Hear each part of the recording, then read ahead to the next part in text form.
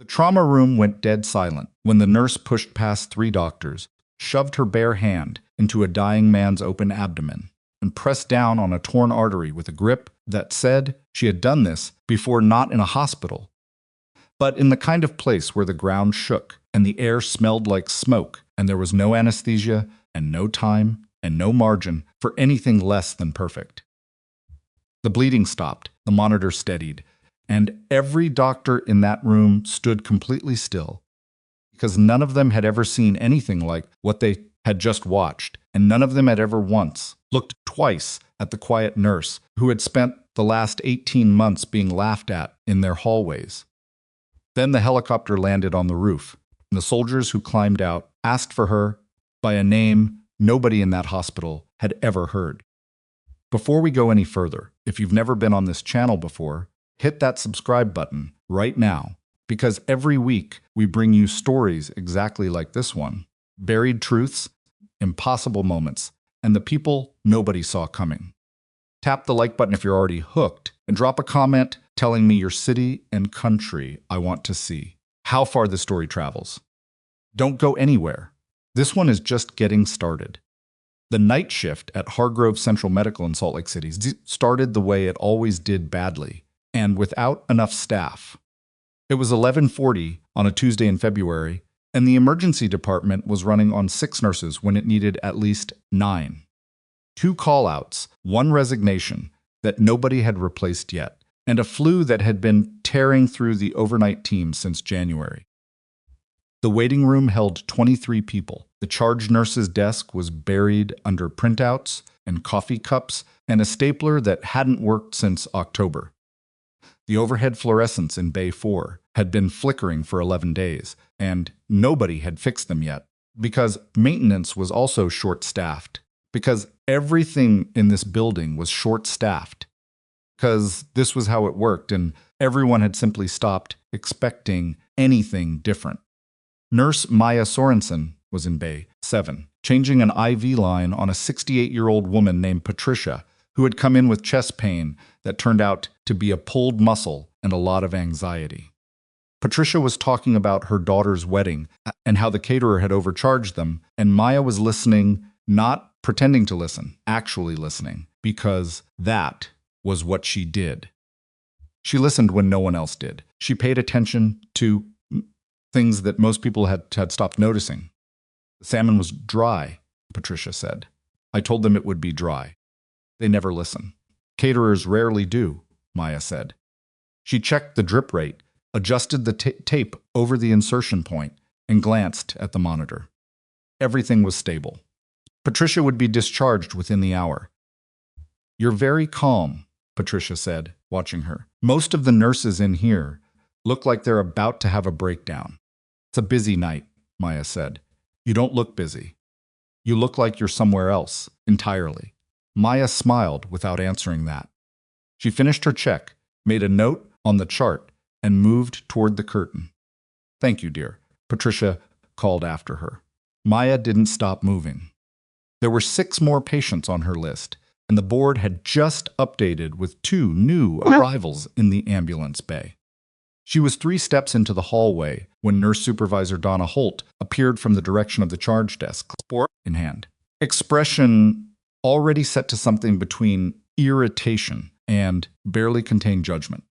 Sorensen, Bay 12, elderly male, possible hip fracture, needs vitals and triage assessment. Don't take all night. Got it, Maya said. And when you're done there, doctor. Voss wants the discharge paperwork on the Kellerman case. It's been sitting since 7. I'll get to it. You'll get to it now, not eventually. That's the problem with you. Everything is eventually. Maya didn't respond. She had learned early in her 18 months at Hargrove that responding to Donna was a waste of energy, because Donna wasn't looking for dialogue. She was looking for a reaction, something to note, something to file away for later. Maya had nothing to give her. She turned and walked toward Bay 12. Behind her, she heard Donna say something to another nurse, something low, something with the word glacial in it, and there was brief laughter. Maya kept walking. The patient in Bay 12 was a 72-year-old man named Harold, who had fallen in his driveway while bringing in the mail. He was alert, irritable, and in genuine pain. Maya assessed him efficiently, recorded his vitals, palpated the hip with enough skill to confirm the suspected fracture without causing him unnecessary additional agony, and had him prepped for imaging before the on-call orthopedic tech had even been paged. Harold watched her work. "You've done this before," he said. "Not a question." "Yes," Maya said. "You're not from here, are you?" "I mean this hospital." "You don't move like the others." She looked up at him. He had sharp, pale eyes and the kind of face that had seen a lot of things and cataloged all of them. "I've been here almost 2 years," she said. "That's not what I mean." She held his gaze for a moment, then looked back down at her notes. "Let's get you some pain management while we wait for imaging." He didn't press it. She appreciated that. She was crossing toward the medication station when she heard the laughter. It was coming from the small staff alcove just past the supply room, the one with the broken coffee maker and the magnetic whiteboard where people left passive-aggressive notes about labeling their food. 3 of the day shift residents were still hanging around past their hours, still in their coats, talking loud enough that they clearly didn't care who heard. Dr. Neil Forsyth was holding court. He was 29, second-year surgical resident, and moved through the world with the kind of confidence that came not from competence, but from the fact that he had never once been truly wrong in front of people who outranked him. He was talking about something that had happened in Bay 3 earlier. She actually suggested a tension pneumo on a patient with a mild rib contusion, he was saying, like fully committed to it. Wanted to do a needle decompression on a guy who needed ibuprofen and an ice pack. The other residents laughed. "Was that Sorensen?" one of them asked. "Who else? She's always catastrophizing. Every patient is about to die. Every bruise is internal bleeding. She's basically running a one-woman MASH unit in triage." More laughter. Maya stood at the medication station, with her back to them, pulling a morphine order that had already been authorized. Her hands were steady. Her face was neutral. She finished the pull, signed the log, and walked back toward Bay 12. She had heard worse. She had heard much worse, in much louder places, from people with far more authority than a second-year surgical resident who thought a MASH reference was clever. She gave Harold his pain management, confirmed his imaging slot, and went back to the board. The shift continued. At 12:40, a man came in through the ambulance bay with a laceration to his forearm that required irrigation and 12 sutures. Maya sutured it. The man winced 3 times. She talked him through each one.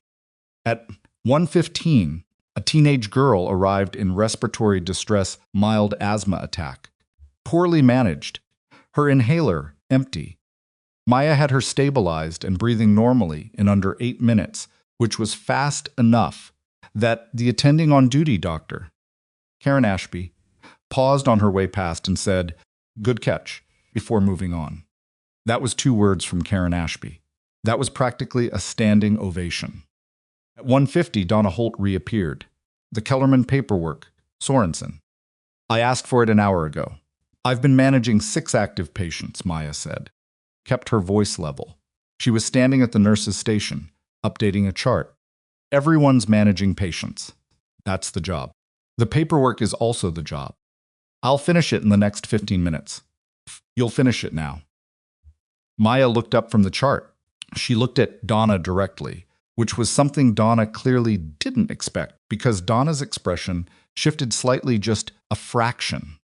"I have a patient in Bay 9 whose blood pressure has been trending down for 20 minutes, Maya said.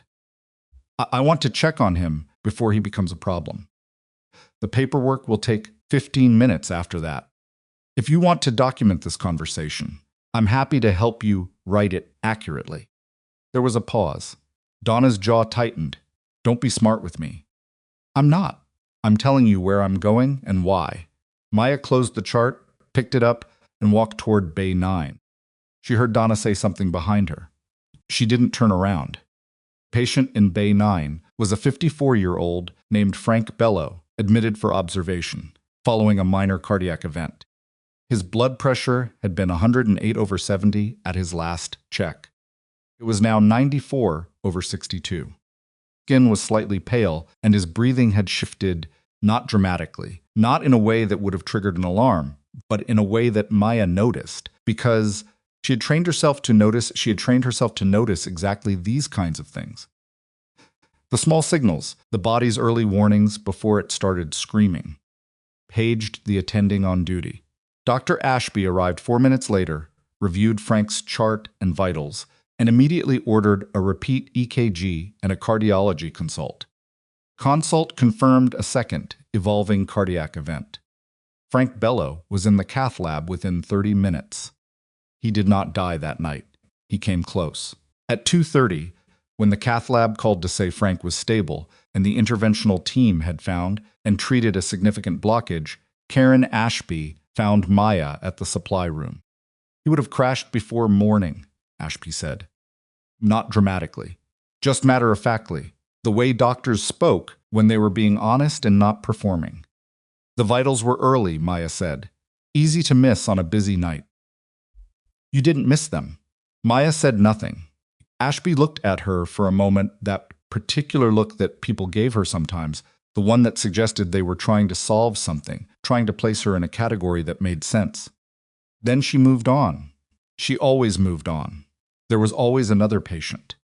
The shift went quiet after 3. That was the dead hour, the stretch between 3 and 5, when the ER slowed to something almost manageable, and the overnight staff moved in a slower rhythm, worn down and watchful. Maya sat at the nurse's station and finished the Kellerman paperwork, then updated 3 other charts, then ate half a granola bar she had found in her locker because she hadn't had a proper meal since noon the previous day. Donna came by once, saw the completed paperwork, said nothing. Maya didn't expect her to. She was reading a patient's lab results when Dr. Forsyth at the station. Forsyth appeared at the station. He leaned against the counter with his arms crossed, the way he always did when he was about to say something he thought was interesting. Hey, Sorensen, the tension pneumo thing earlier. I wasn't trying to be a jerk. He paused. I mean, it was a little excessive for the presentation, right? You have to admit that. Maya looked up from the lab results. The patient had a rib contusion and a respiratory rate of 22. His oxygen saturation was 94 and dropping. I wanted to rule out a pneumothorax before dismissing it. Okay, but the attending agreed with me. The attending ordered the X-ray anyway, which showed a small pneumothorax on the right side. She held his gaze. Dr. Ashby treated it. The patient is in recovery. Forsyth's expression changed. He opened his mouth, closed it. I didn't hear about that, he said. It happened around 10. You were in the break room. He straightened. There was a brief silence. Then he said, okay, fair enough, and walked away.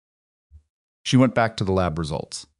At 5:47, the pagers went off simultaneously across the entire emergency department. Not one pager, not 2. Every pager, every phone, every overhead speaker. Mass casualty alert. The Hargrove Central Medical PA system crackled and then came alive with a voice that was trying to stay calm and not entirely succeeding. Attention all emergency department staff. Mass casualty event incoming. Industrial explosion reported at the Crestline manufacturing facility on West Industrial Boulevard. Like multiple victims. ETA on first arrivals, 8 minutes. All available staff to the emergency department immediately. This is not a drill. The dead hour ended. Everything happened at once. Maya was already moving before the announcement finished.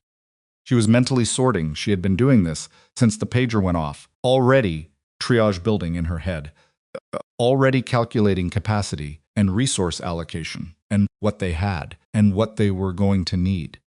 She knew their trauma bays. She knew their supply levels. She had restocked bay to herself 2 hours ago. The charge nurse on duty, a man named Terrence, who was competent and generally steady, was already at the board, updating the status screen.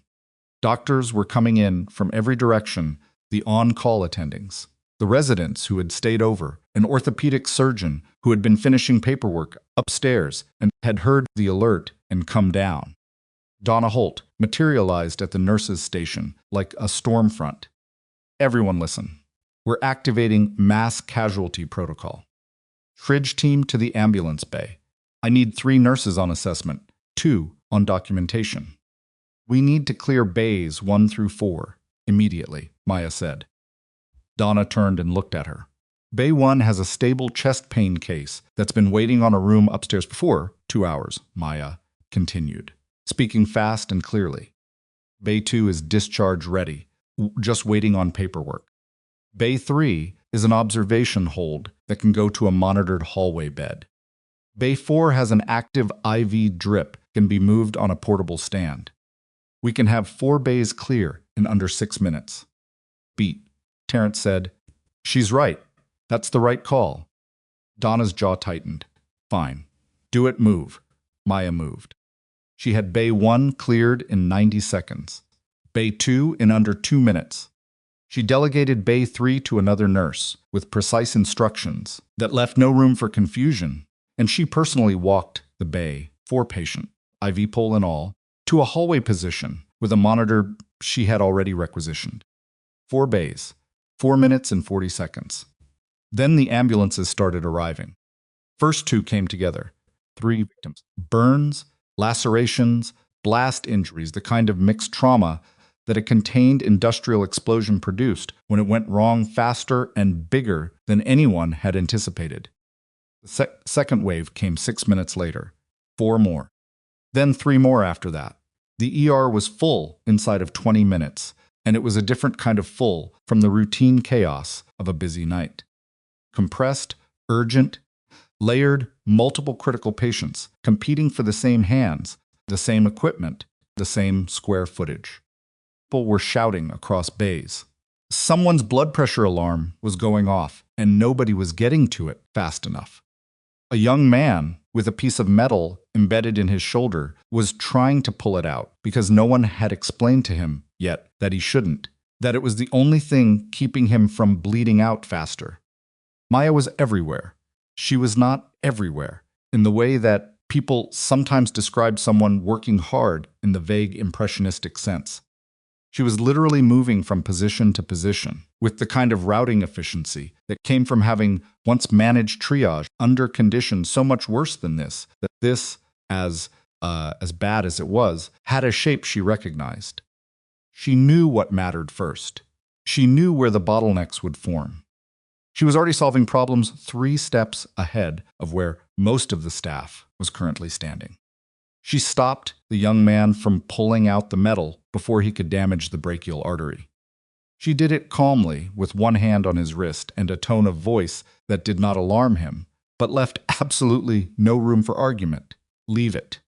I promise you it needs to stay there. Don't move it. Stopped. He listened. She moved on. In Bay 1, now Bay 1 again. Freshly designated for the most critical arrivals, a man in his 50s was brought in by 2 paramedics who were both pale and both talking at the same time. His name was unknown. His injuries were severe. Abdominal blast trauma, suspected internal hemorrhage, BP crashing. The paramedics had pushed 2 liters of saline in the ambulance, and his pressure had barely moved. Dr. Forsyth was the first physician to reach the bay. He looked at the patient. He looked at the monitors. He looked at the paramedics. He started giving orders that were correct in principle, but too slow in sequence, the kind of orders that worked when a patient was deteriorating gradually, and not when a patient was falling off a cliff in real time. Maya was at the supply cart. She had already calculated what this patient needed before Forsyth had finished his first sentence. He's actively hemorrhaging, she said. She wasn't asking. I can see that, Forsyth said. His pressure is 80/50, and it dropped 6 points in the last 90 seconds. The saline isn't holding him. He needs a massive transfusion protocol, and he needs a surgeon at this bed in the next 3 minutes. I'm managing this. I know you are. I'm telling you what I see. Forsyth looked at her. Something in his face was calculating pride versus the monitor reading, and the monitor was making a very compelling argument. Page surgery, he said to the tech beside him. Activate MTP. He didn't say she was right. He didn't have to. She was already moving. The surgeon arrived in 2.5 minutes, doctor. Priya Okafor, the on-call attending, small and fast and utterly without ego, the kind of surgeon who walked into a crisis and immediately made it smaller just by being present. She assessed the patient in 30 seconds. We need to open him, she said. Now. Not upstairs, here. We don't have a sterile field, Forsyth said. We're going to have a dead patient in 4 minutes if we wait for a sterile field. Okafor was already moving.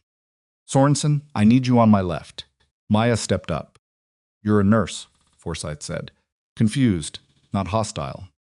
She's also the only one in this room who knows what I'm about to do, Okafor said, pulling gloves. Move. Forsyth moved. What happened in the next 11 minutes was not something that could be fully explained in terms of individual actions. It was a convergence, the surgeon's decisions, Maya's hands, collective effort of 3 other nurses, and 1 respiratory tech have followed instructions with understanding why they were being asked to do things they had never done before in an emergency department hallway. But the center of it, the organizing principle, was Maya. She knew the anatomy. She knew the sequence. She had been in situations where the sequence was the only thing standing between someone and a body bag, and she had learned the sequence so thoroughly that it lived in her hands the way fluency lives in a tongue not retrieved, but simply there, instantly, without translation. When the patient's abdomen was opened and this hemorrhage source was visible, a torn mesenteric artery, partly controlled by the pressure of surrounding tissue, a temporary and precarious stay of execution. Maya had her hand in position before Okafor asked. Compressed. She held. She did not waver. The bleeding slowed enough for Okafor to get a clamp in place. The room exhaled. The patient's blood pressure, which had been 62/40, began to climb. 70, 78, 84. Dr. Okafor looked across the patient at Maya. She didn't say anything. She didn't need to. She looked at her the way people look at someone who has just confirmed something they suspected but weren't sure of. Forsyth was against the wall. He hadn't moved in 4 minutes. He was watching Maya's hands. The patient went upstairs to an OR for definitive repair. He went with a chance, a real one. Not a courtesy, because someone had held the line long enough for the line to hold. Donna Holt appeared at the bay entrance. She had been there for some portion of the last 11 minutes. Maya didn't know how much of it she had seen. The department was still going. There were still patients. Maya pulled off her gloves, retrieved a new pair, and walked back out into the main area. Donna said her name. Maya turned. Donna's face was an expression Maya hadn't seen on her before, not quite respect, not quite something else. Something that hadn't settled yet. Where did you? Donna started. There are still 7 active patients, Maya said. Can we talk after? Donna said nothing. She stepped aside. Maya went back to work. The next hour was controlled chaos, still hard, still fast, still requiring everything she had. But manageable, in the way that things became manageable once the worst was stabilized, and the system could start processing in something closer to its intended order. She moved through it. She helped where help was needed. She made decisions that turned out to be right, and one decision that required quick correction, which she corrected without drama. 7:20, the incoming shift began arriving. Day shift nurses, day shift residents, people who had been paged in early because of the mass casualty event and who showed up to a department that was against most reasonable expectations, holding together. Maya was at the nurse's station, updating the last of her documentation, when Dr. Okafor found her. Okafor sat down in the chair beside her, actually sat down, which was unusual, and looked at her for a moment without speaking. Patient from Bay 1 is in surgery, she said. Vascular repair. They think he'll make it. Good, Maya said. Where did you train? It was a direct question, asked in a direct tone. Not hostile, not challenging. Just the particular kind of directness that came from someone who had watched a thing happen and wanted to understand it. Maya kept her eyes on the chart she was updating. Nursing school. Then residency programs. That's not what I mean, and you know it. Maya didn't answer. Okafor leaned back slightly in the chair. You had field surgical assist experience. That wasn't learned in a hospital. The way you positioned, the way you compressed, that's trauma management. Management from an environment where you don't have everything you need and you can't wait. Maya finished typing a line of documentation. She saved it. He needed someone to hold pressure while you clamped, she said. I held pressure. Maya. She looked up. Okafor's expression was not unkind. I'm not looking for your file. I'm just telling you I recognize it. Whatever it is. She stood. Get some sleep. She left. Maya sat for a moment. The department around her was transitioning, the night staff handing off, the day staff coming on, the particular exhausted to alert energy transfer that happened at every shift change in every emergency department, in every hospital, everywhere. She was closing her final chart when Donna Holt came back.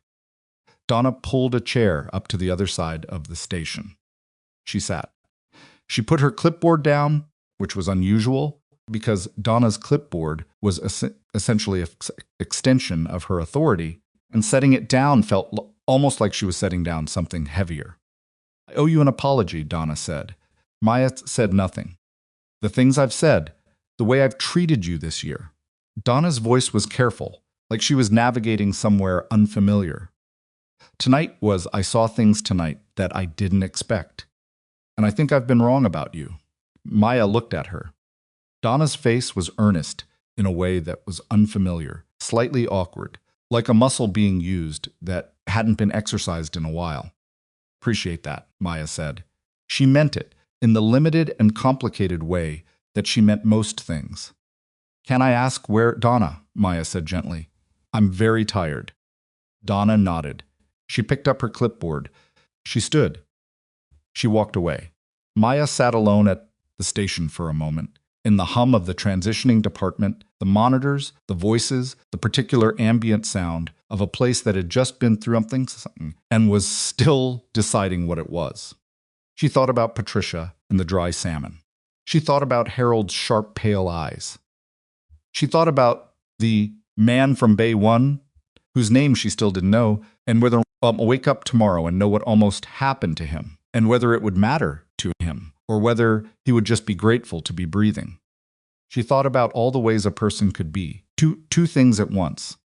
How you could be the quiet nurse at the medication station, and also something else entirely.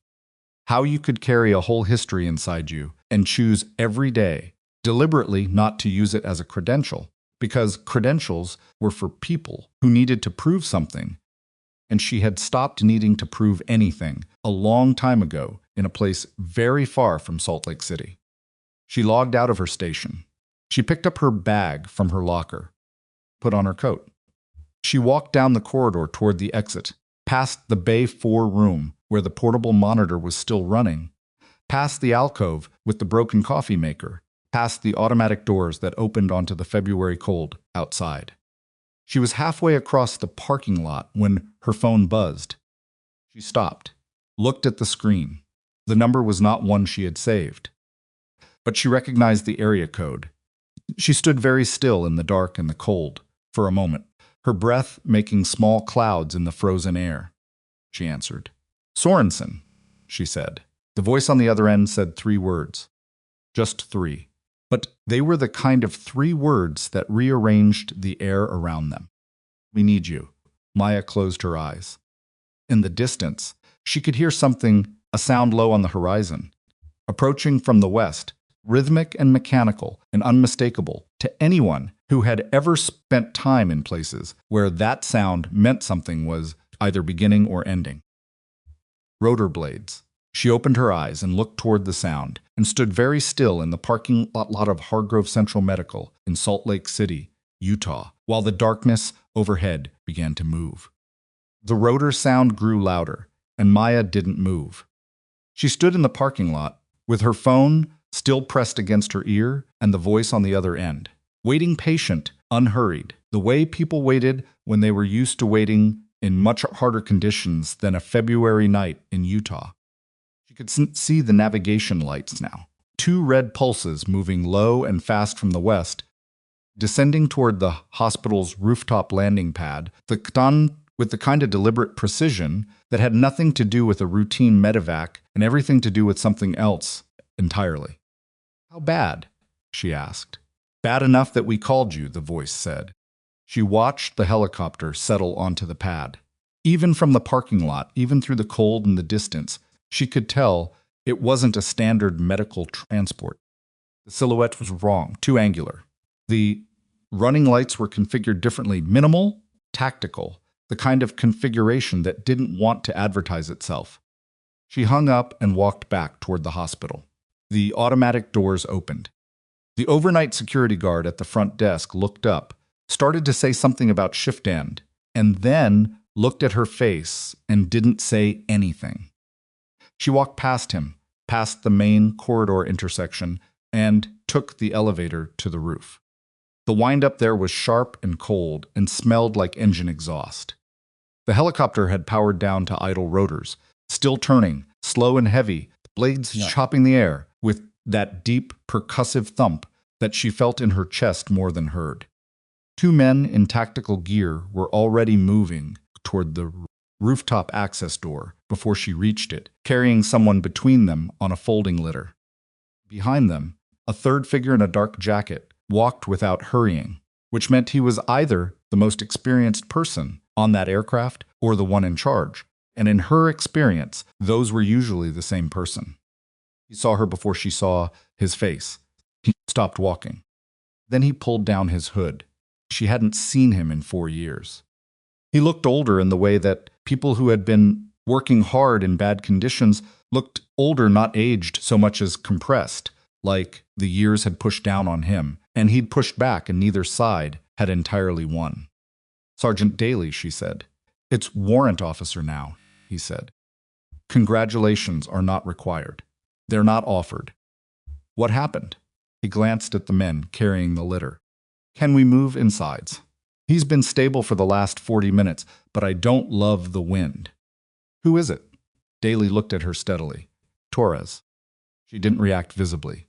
She simply moved toward the door, pulled it open, and held it while they brought the litter through. His name was Marco Torres. He was 33 years old, and 4 years ago, he had been in a vehicle directly behind the one she was riding in when it hit an IED in a stretch of road that had been cleared twice, turned out not to have been cleared well enough. She had treated 2 of his injuries in the field, that day one of them serious enough that she had genuinely wondered, in the way she allowed herself to wonder such things only briefly and never out loud, whether he was going to make it to the surgical team. He had. He had sent her a photograph 6 months later from somewhere she wasn't supposed to know about, of him standing in front of something she definitely wasn't supposed to know about, grinning like the universe owed him nothing. Now his face was gray and his breathing was shallow, and there was a field dressing on his left side that had soaked through twice by the look of the layering. They came down through the stairwell and into the hospital's upper corridor. Maya was already thinking, calculating, sequencing. She needed a trauma bay. She needed physician. She needed imaging. She needed blood type confirmation. She needed to know what had been given in the field and when. "What did he get in transport?" she asked Daly. 2 units whole blood, 1 saline push, morphine 10 milligrams at the site. That was 3 hours ago. 3 hours. We had to move non-direct. She didn't ask why. She knew why. She had asked the question to calculate time, not to understand circumstances. Any surgical intervention in the field. I packed the wound. Stop the major bleed. The exit point is the problem fragment went through and clipped something on the way out. We don't know what. You packed it yourself? There wasn't anyone else. She looked at the dressing as they walked. The packing was competent. Not perfect. Nothing was perfect in field conditions, but competent and controlled, and it had held long enough, which was the only standard that mattered.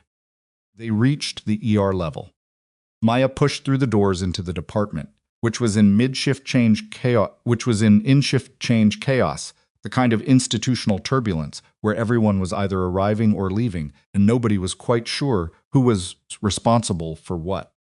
She went directly to the charge desk, where Terrence was still doing handoff with the incoming day charge nurse, a woman named Sylvia, who had been at Hargrove for 12 years and had the particular authority of someone who had outlasted every administration change and still showed up on time. "I need Trauma Bay 1, Maya said. "GSW, exit wound complication, hemodynamically marginal. He's been packed and transported, needs imaging and a surgical consult immediately." Terrence looked past her at the men in tactical gear, at the litter. He made a fast calculation. Bay 1 just cleared. Okafor is still in the building. She's doing post-op notes on your guy from earlier. Get her.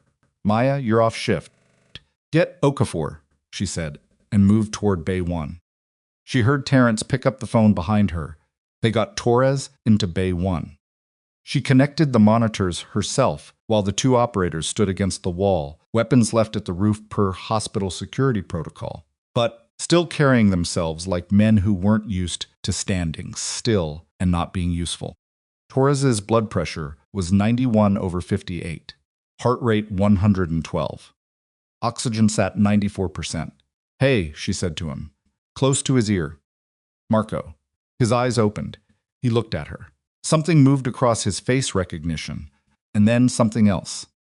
Something that might have been relief, or might have been the specific expression people made when they realized they had gotten somewhere they were trying to get to. "Sorensen," he said. His voice was rough and low.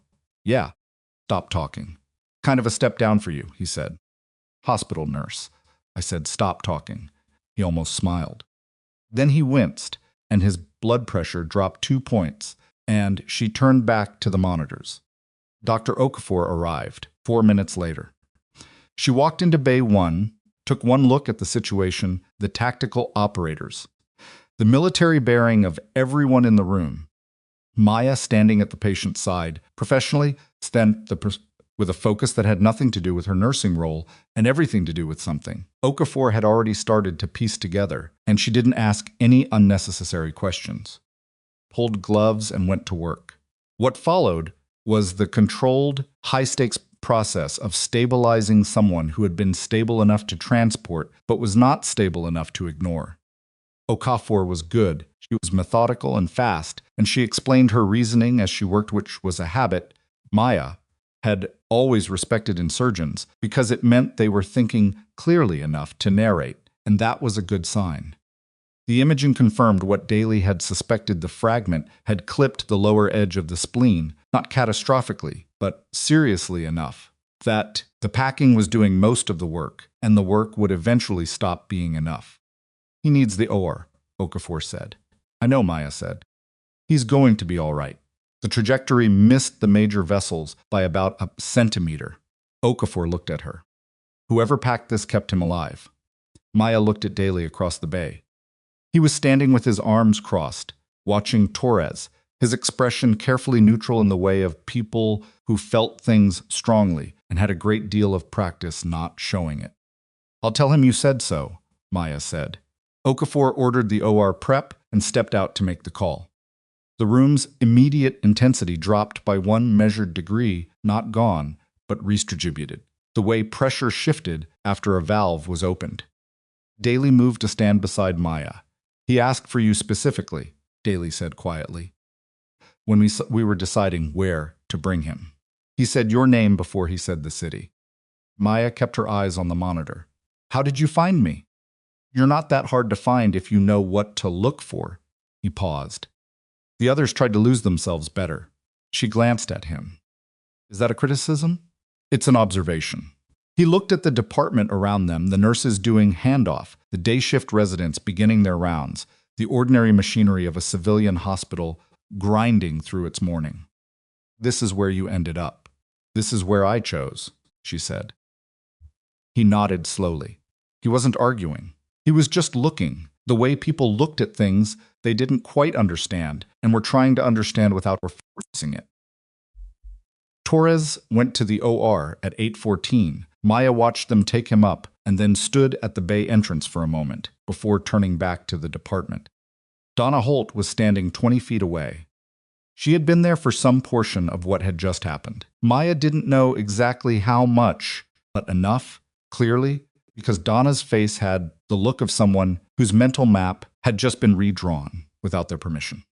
She was holding her clipboard, but she was holding it against her chest rather than in the functional position, which meant it had stopped being a tool and started being something to hold on to. Behind her, farther down the corridor, Maya could see Neil Forsyth. He was watching too. He had his hands in his coat pockets, and he was very still, which was unusual for him. Maya walked toward them because there was no way around them that didn't involve going the long way around, and she didn't have the energy for that. "I'll do my exit paperwork today," she said to Donna as she passed. "What?" Donna said. Maya stopped. "My shift ended 20 minutes ago. I came back in for a patient. I'll get the paperwork done before I go." "That's yes. That's fine." Donna's voice was slightly off its usual register. "Maya." Maya looked at her. "Who are those men?" Donna asked. "They brought a patient in." "Yes, but he's in surgery now. Dr. Okafor is handling it." Maya looked at Donna evenly. "Is there something else?" Donna opened her mouth and closed it. Maya went to the locker room, sat down on the bench, and put her face in her hands for 30 seconds. Not crying, not close to it. Just allowing herself 30 seconds of not maintaining the expression she maintained everywhere else in this building. Because she was alone and no one could see her. And she was tired in a way that had multiple layers, and the top layer was just the shift, and the bottom layer was something older and heavier that she generally didn't let herself examine too carefully. She breathed in. She breathed out. She lifted her head. She changed out of her scrubs, put on her regular clothes, and went to fill out the overtime documentation for the extended patient care at the end of her shift. Took 12 minutes. She did it correctly and completely because she always did things correctly and completely, especially when she was exhausted.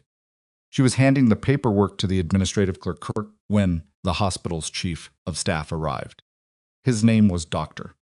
Gregory Holt, no relation to Donna, though Maya had once overheard someone make that joke, and Donna had not found it funny, and he was a tall, deliberate man in his early 60s who wore his authority the way some men wore expensive watches, constantly, effortlessly, in a way that was designed to be noticed. He did not work nights. He did not routinely appear in the emergency department at 8:40 in the morning, unless something had drawn him there. He looked at Maya. He looked at her with a kind of studied assessment that told her he had been told something and was now verifying it against the source material. "Nurse Sorensen," he said. "Dr. Holt, I understand we had an unusual situation overnight. Several of them, in fact. It was a busy shift," Maya said. "Walk with me," he said. It wasn't a request. It was delivered pleasantly, but it had the structure of a directive underneath the pleasantness. And Maya recognized the structure. She walked with him. They went to the small conference room. Off the administrative corridor, the one with the round table, and the chairs that were slightly more comfortable than the ones in the regular meeting rooms. The room they used when they wanted a conversation, to feel like a conversation and not an interrogation. Closed the door. He did not sit. He stood at the window, looking out at the parking lot below. "Dr. Okafor filed a commendation report this morning," he said, "before 8 o'clock. I don't think I've received a commendation report before 9 in my entire career here." Maya said nothing. She described your actions during the mass casualty event in terms I find unusual. For a staff nurse, he turned from the window. She specifically noted your management of hemorrhage control in Bay 1 during the improvised surgical intervention. Dr. Okafor did the surgery, Maya said. She notes that your technique was not consistent with standard nursing training. He paused. Quite specific about that. I did what was needed. Where did you develop that kind of skill? She held his gaze. She had been holding gazes like his for a long time. I've had a varied background. Varied, he repeated. He let that word sit in the air between them. Nurse Sorensen, I've been in medicine for 35 years. I can recognize field trauma experience when I hear it described. Dr. Okafor can certainly recognize it when she sees it. He crossed his arms. Are you going to tell me where you actually trained? I have all my certifications on file with HR, Maya said. Everything is current and everything is valid. That's not what I'm asking. I know, she said. But it's the answer I'm giving. He looked at her for a long moment. She didn't fill the silence. She had learned a long time ago that the person who filled silences was usually the person who lost whatever was happening. There were military personnel in my emergency department this morning, he said. Operators, by the look of them, with a critically injured patient. And my nursing staff, specifically, you appeared to be the reason they came to this hospital rather than any of the other 3 options within range. Patient is in surgery with Dr. Okafor, Maya said. He's expected to do well. Yes. Holt uncrossed his arms. He looked at her differently now, not unkindly, but with a recalibration happening behind his eyes. I want you to know that what happened overnight, the mass casualty management, the fast triage clearing, the intervention in Bay 1, this department, functioned better than it has in a crisis in years. A significant part of that was you. The whole team worked hard, Maya said. Don't deflect. I'm telling you something directly. Accept it directly. She paused. Thank you. I'd like to discuss a more formal role for you, he said. Something that makes better use of what you clearly have. That's a conversation for another time, when you've slept. All right, she said. Go home, Nurse Sorensen. She left. She was in the elevator when her phone buzzed again. Different number this time. She stared at the screen for a moment, then answered. Sorensen, it's Daly. We have a problem. She leaned against the elevator wall. The doors opened at the ground floor. She didn't get out. What kind of problem? The kind that walked in through your hospital's front door about 5 minutes ago. His voice was flat. Not panicked. Daly didn't panic, but there was something under the flatness that she had heard from him before, in situations that warranted it. 2 men. Suits, not uniforms. They're asking for the supervising administrator. They have federal identification. What do they want? They're asking about the patient. About who authorized his transport here. About you, specifically. A pause. Maya, they're asking about you by your real name. Stepped out of the elevator and stood in the main corridor. Around her, the hospital moved in its normal morning rhythms. Visitors arriving, a food cart being pushed toward the patient floors, an orderly with a wheelchair. All of it entirely ordinary. All of it completely unaware. Which name? She asked. The other one. She closed her eyes for exactly 2 seconds. Then she opened them. Where are they now? Administrative reception. They're waiting to be escorted up. Don't let them near Torres. I'm not in charge of your hospital security. No, but you're in the building and you have better judgment than most of the people here. Use it. She was already moving toward the administrative corridor, toward the reception area, toward whatever was coming through the front of Hargrove Central Medical, with federal questions that used a name nobody in this city was supposed to know. She turned the corner into the main reception area and stopped. The 2 men were standing near the information desk. They were, in fact, wearing suits dark, unremarkable, the kind that were expensive only in the sense that they had been chosen to disappear in professional environments. One was older, perhaps 55, with silver at his temples and reading glasses folded in his breast pocket. The other was younger, mid-30s, brown hair, with the particular kind of stillness that said he spent a lot of time trying to look like he wasn't watching everything. The younger one saw her first. He turned toward her. He did not reach for anything. He did not raise his voice. He looked at her with an expression that was entirely neutral and said, "Ms. Whitfield." Every nurse at the reception desk stopped moving. Maya stood very still. Whitfield, not Sorensen. The name she had not used in 4 years, the name that belonged to a version of herself that she had very deliberately put down in an office in a building, with no visible address on the outskirts of Fort Carson, Colorado. In a meeting that had lasted 2 hours and involved 3 signatures and a classified document she had not been permitted to keep a copy of. The older man stepped forward. He held out a credential wallet, opened it, held it at a readable distance, professional and unhurried. "We'd like to speak with you privately," he said. "If you're willing." Maya looked at the credential. She looked at both of them. She did the fast calculation that she did with everything, what she knew, what she didn't know, what the variables were, what the margins looked like. "Is this about the patient upstairs?" she asked. "Partially," the older man said.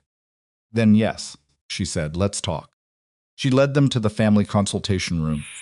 Off the main corridor, she chose it deliberately because it was the one room in this part of the hospital with no external windows and only one door which she could see from where she would be sitting. She sat. They sat across from her.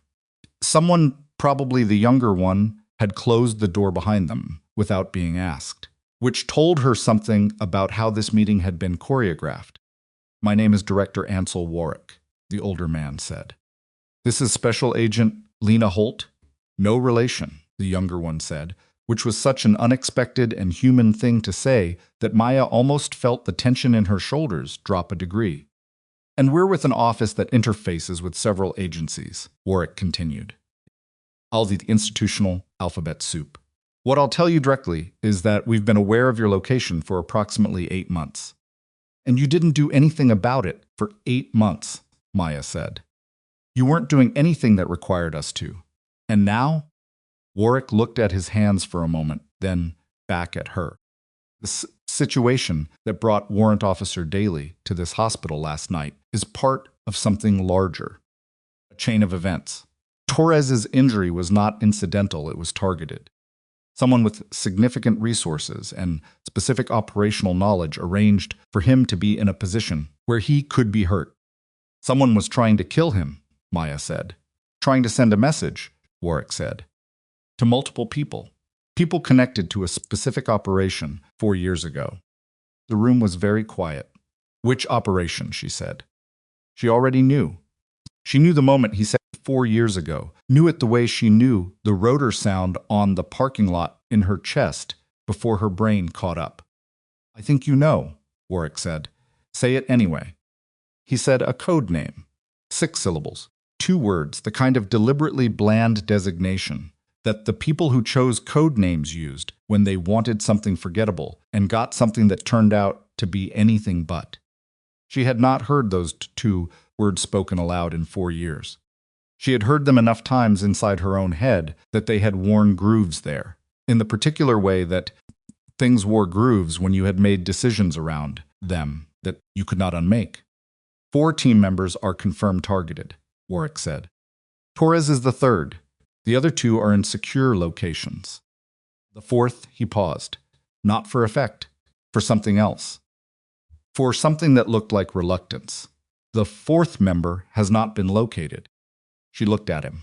We're currently operating under the assumption, Warwick said carefully, that whoever arranged Torres's injury has access to personnel files that they should not have access to, which means they have real identities, not cover names.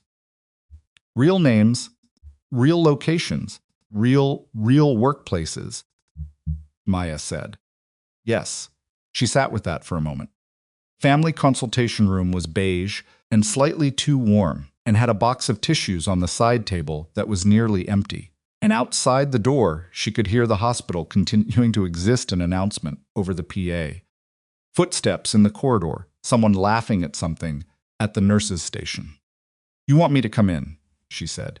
We want to discuss options. That's the same thing with more syllables. Warwick almost smiled. Almost. We want you to be safe, Ms. Whitfield, and we want your help. Those two things are related but not identical. You have a choice about one of them. Which one? The help, he said. The safety is something we're going to insist on regardless. She looked at him.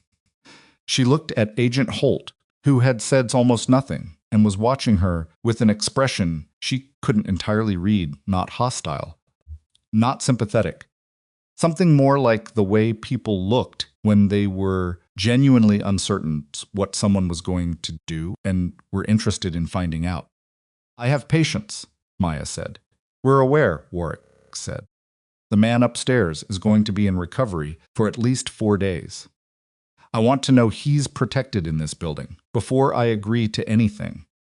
We can arrange that, not in a way that draws attention. This is a hospital, not a facility. The staff here, she stopped.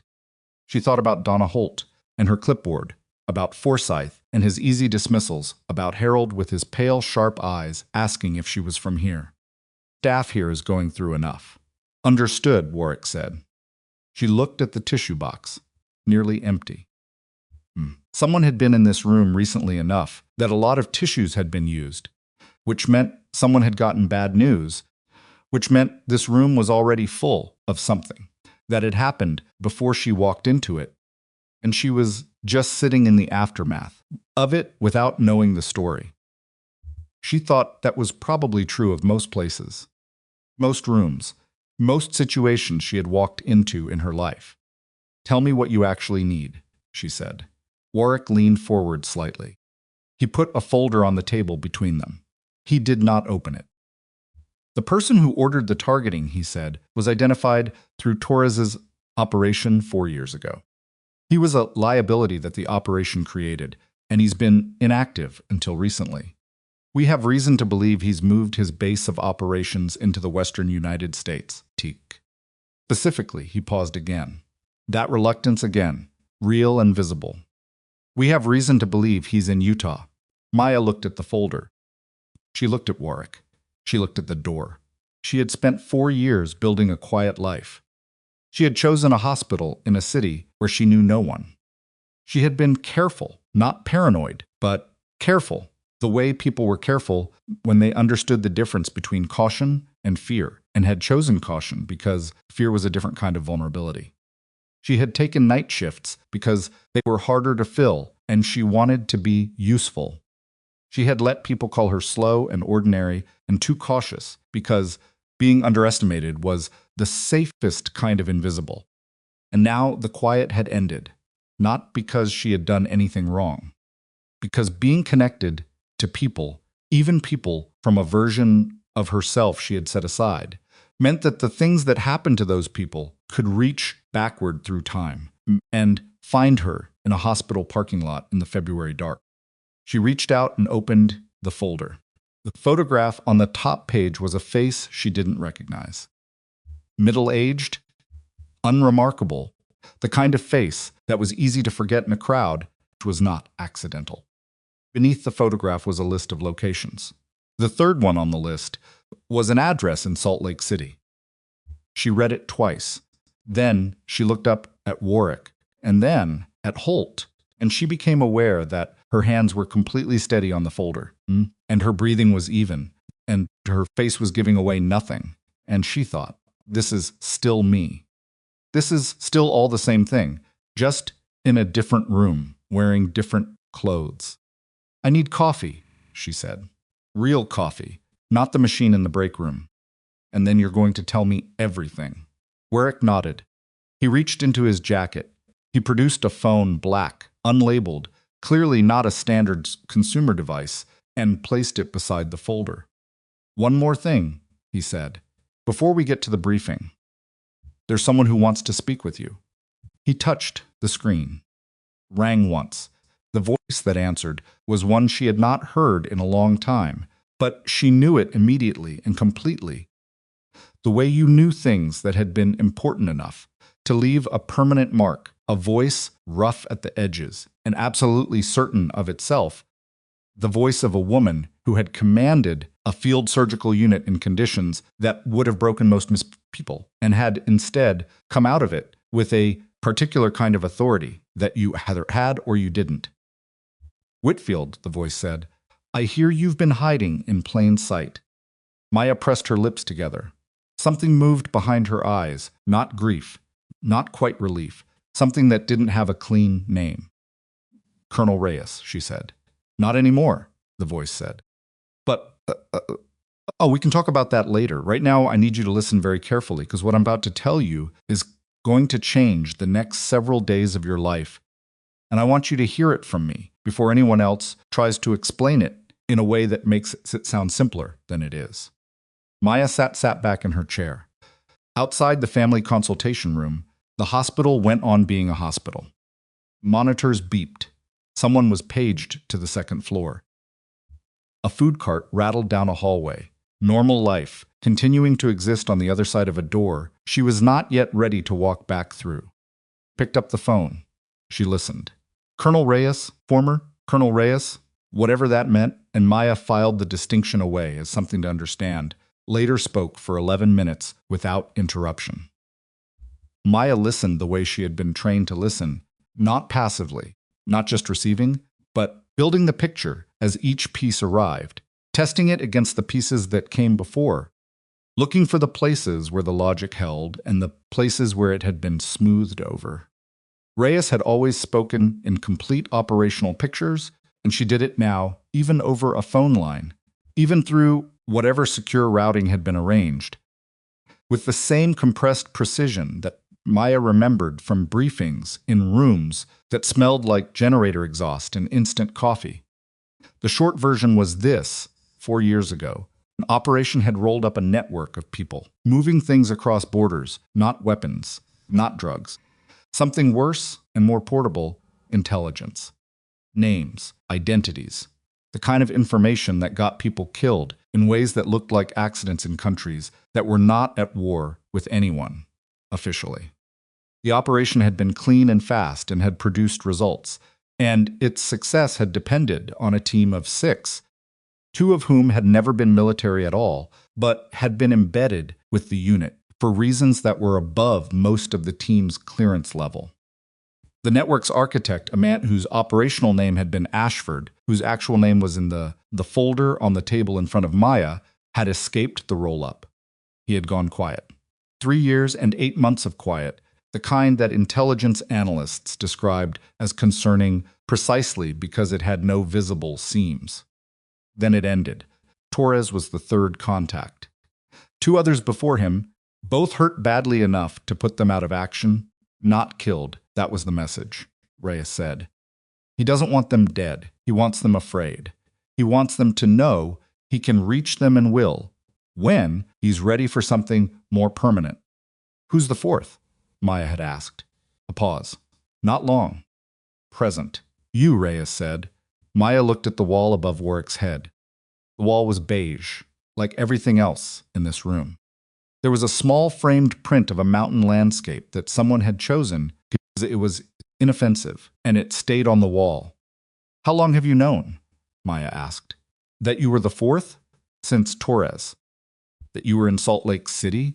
Another pause. Longer than I should have waited to tell you. I'm sorry for that. Reyes did not apologize easily. Maya knew this from 3 years of working alongside her, from watching her accept responsibility for decisions that went wrong in the way that senior officers accepted responsibility fully, without deflection, and without mistaking accountability for weakness. When she said, sorry, it meant something.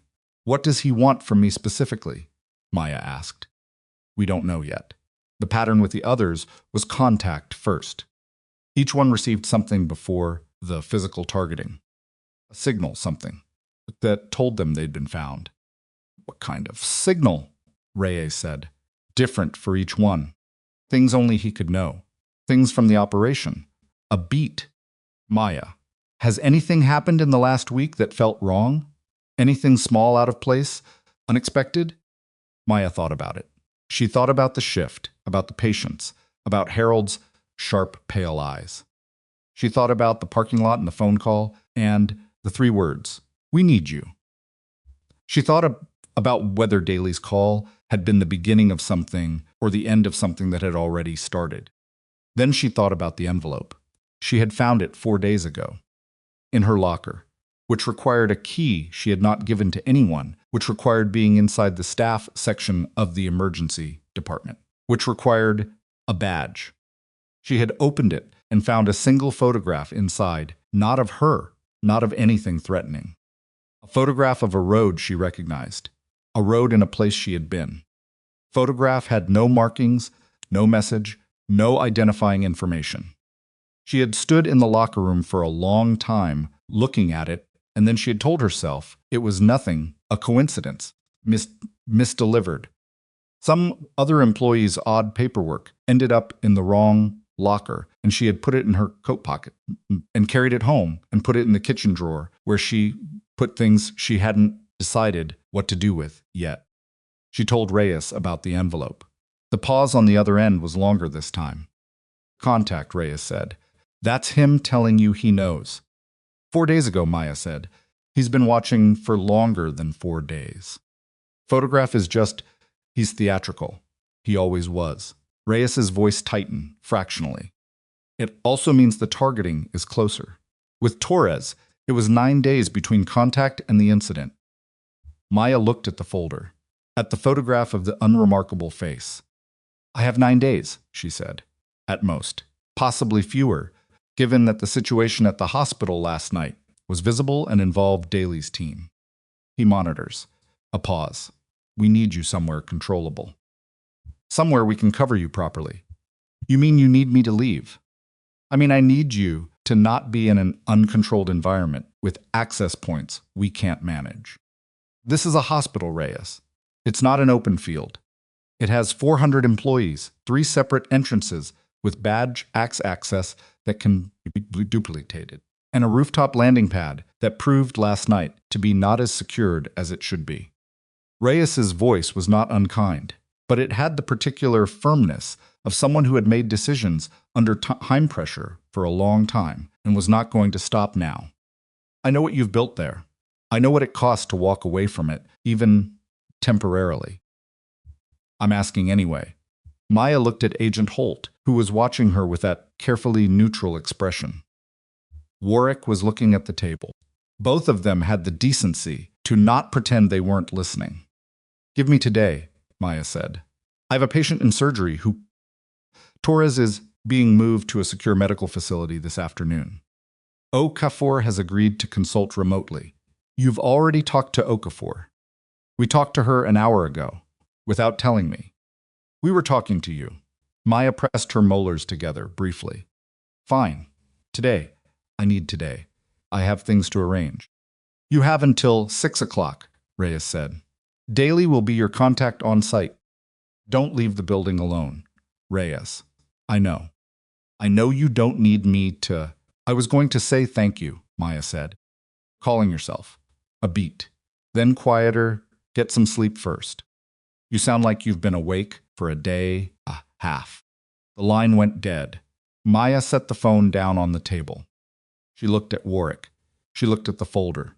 9 days, she said. Probably less. Yes, Warwick said. And you have a plan. We have the beginning of one. It needs components we don't currently have. He paused.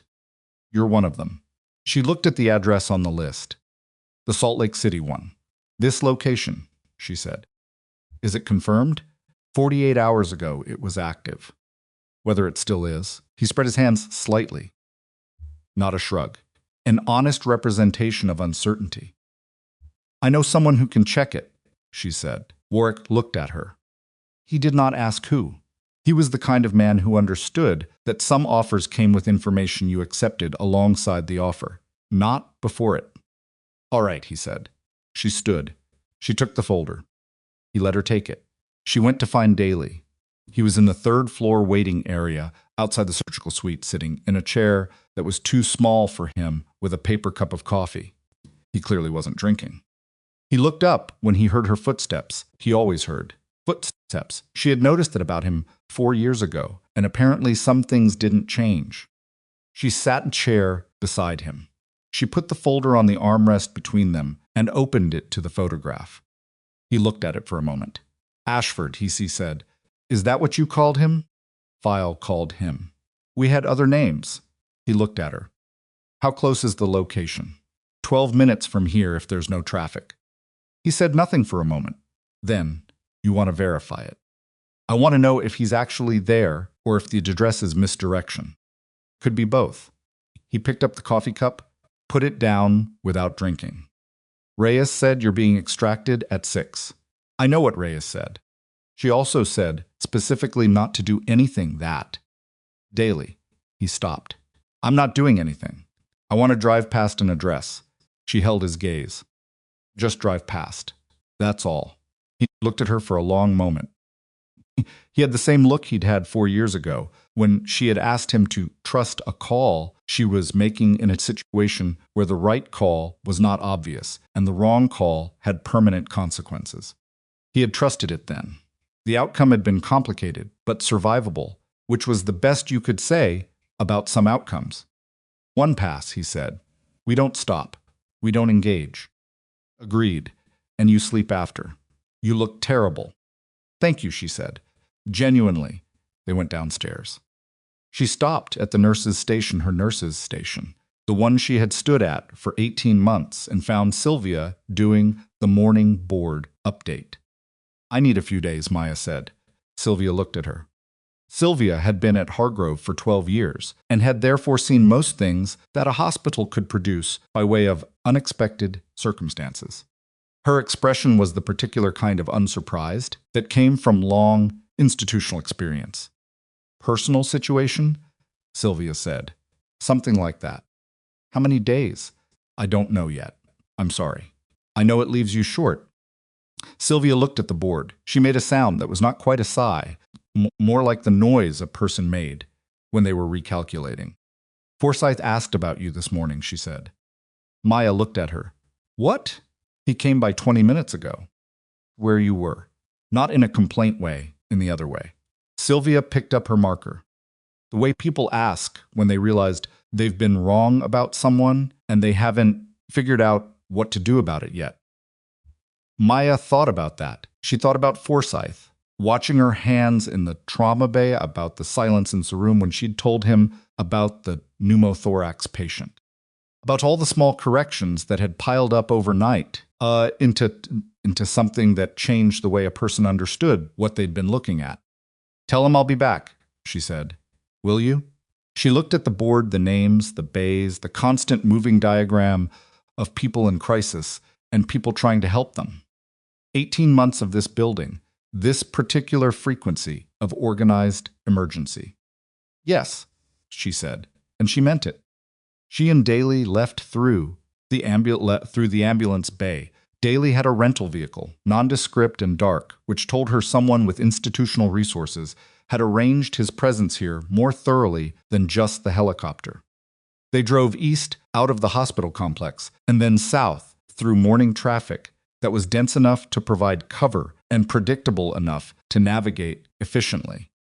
The address was in a neighborhood that described itself as commercial transitional, which was the urban planning term for an area that used to be something specific and was currently between identities.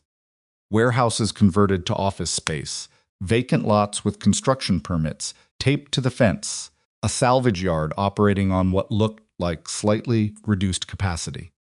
The building they were looking for was a 2-story structure that had been something industrial and was now fronting as some kind of logistics company. The signage was minimal. The windows on the ground floor were obscured with frosted film, and the parking area held 3 vehicles that were positioned in the way that vehicles were positioned when someone had thought about where to put them, rather than just parking where it was convenient. Daly drove past without slowing. Maya looked at the building for exactly as long as it was in her field of vision while they moved at traffic speed. She noted the vehicles, the entry points, the sight lines from the upper windows, the relationship between the building and its neighbors.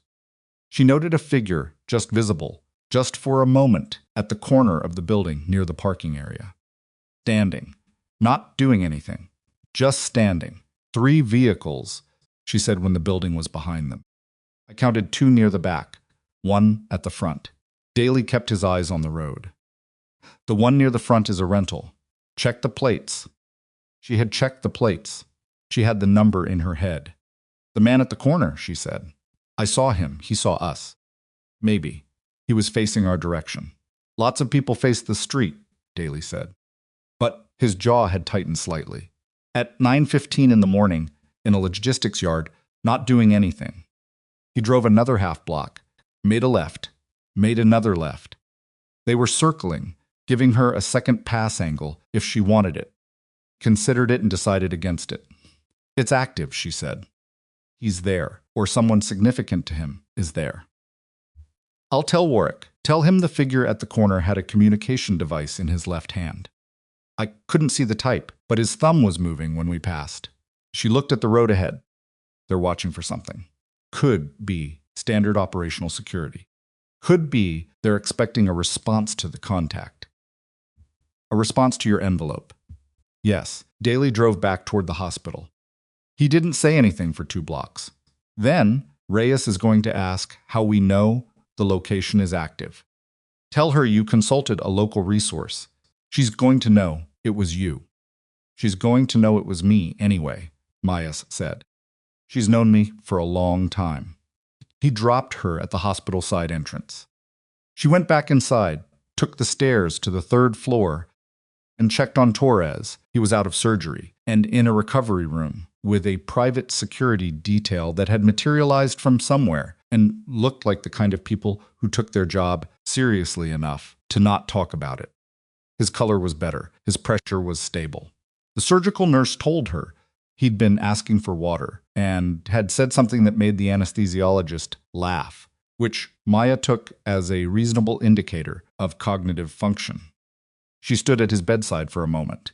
He was not fully conscious that in-between state post-anesthesia, where the world was audible but not yet quite real. Torres, she said. His eyes moved under the lids. Then they opened, partway. You're okay, she said. Surgery's done. You're at the hospital. You're going to be fine. He looked at her for a long moment without speaking. The others, he said. His voice was raw from the intubation. I know about the others, Warwick told me. He found me because I was sloppy, Torres said. 6 months ago. I called someone I shouldn't have. His eyes closed. I didn't think. Don't, she said. It's not productive right now. You need to know it wasn't a random contact. He's been building to something. He doesn't just want to hurt us, Maya. His eyes opened again, and this time they were clearer. He wants what we took from him. She went still. The operation 4 years ago, Torres said. We didn't just roll up his network. We took something. Files. A specific extraction. You were there. You were part of it. You know what came out of that building. The last month. I know what came out, she said carefully. He wants it back. Or he wants the people who know what's in it. Torres looked at the ceiling. Can't undo the roll-up, but he can get leverage. Insurance, if he holds the right people. Torres, stop talking and let the anesthesia finish clearing. I need you to understand this isn't just, I understand, she said quietly. I promise I understand. He looked at her. He seemed to make a decision about whether to believe she meant it, and reached the conclusion that she did. Okay, he said. His eyes drifted closed. She stood there for another moment, listening to the monitor. Steady. Regular. The uncomplicated sound of someone who was going to live.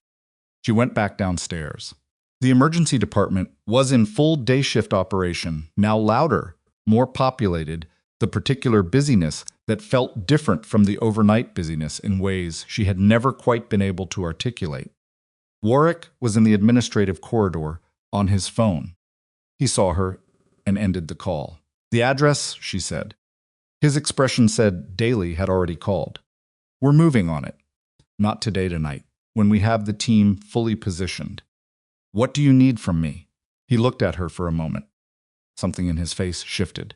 Not reluctance this time, something more like the recognition that the conversation was moving to territory he'd been building toward. The files, he said. She went still in the exact same way. She'd gone still at Torres's bedside. Ashford doesn't know what we retained and what we didn't, Warwick said. He knows files were extracted. He knows 4 team members were present for the extraction. What he doesn't know, he paused, is that one of those 4 members retained a secondary copy. Not officially, not through any sanctioned channel. A personal copy made because that team member didn't trust the primary retention chain. The hallway was very quiet around them. That's an accusation, she said. It's a fact, he said, and I'm not making it as a threat. I'm making it because Ashford has figured out that the copy exists. We don't know how, but the intelligence we've intercepted in the last 72 hours suggests he's aware there's a redundant copy, and he believes he knows who made it. She looked at him. Where is it? Warwick asked, not aggressively, not with the force of an interrogation, just directly, with the understanding between them that they were past the stage where that question went unanswered. She looked at the floor for a moment. Then she looked up. In my apartment, she said, in the kitchen drawer. Under the photograph. Warwick was quiet for exactly 2 seconds. The envelope. He knew, she said. He sent me the photograph to tell me he knew where I was. And that means he knows the copy is there. She felt the specific cold clarity of a threat that had resolved from abstract to concrete, from possible to definite. If he sent someone to retrieve the copy and I was out of the apartments. How long were you at the hospital last night? She calculated. Shift start, the mass casualty event, Daly's arrival. Everything since. 14 hours, she said. Warwick was already reaching for his phone. He made a call. He spoke in short, operational sentences. He ended the call and looked at her. Team is going to your apartment now, he said. Do not go there yourself. I know that. Do you? I said I know. She forced herself to be still, to not pace, to not let the feeling running through her turn into something visible. How exposed is the file? If he has the full copy, he has names. Real names, real locations. People who were involved in the network roll-up that are currently living as civilians. Warwick's voice was even, but the words themselves were not. People who don't know they're exposed. Maya thought about the folder. The photograph of the unremarkable face. The list of addresses. He wasn't just coming after the 4 of us, she said. No, he was using us to find the copy. Narrowing it down. Torres, the others, they were leveraged to make the team surface. Yes, and I surfaced, she said, last night with Daly's arrival. I surfaced completely. Yes, Warwick said again. She absorbed this. She stood in the corridor of the hospital she had worked in for 18 months and absorbed the full shape of what was happening not just to her, not just to Torres in his recovery room upstairs, but to everyone whose name was in those files, living their lives at the end of a chain of consequences that had started 4 years ago and had just reached this hallway. Her phone buzzed. Daly, she answered. Your apartment, he said. She already knew from the first 2 words. Tell me, she said. The door was intact. The lock hadn't been forced. A pause, and in the pause she heard the particular quality of someone describing a scene they were still processing. Kitchen drawer was open, and the photograph is still there. Copy isn't. She pressed the phone against her ear. He already had someone there, she said. Before I came to work last night. Maya.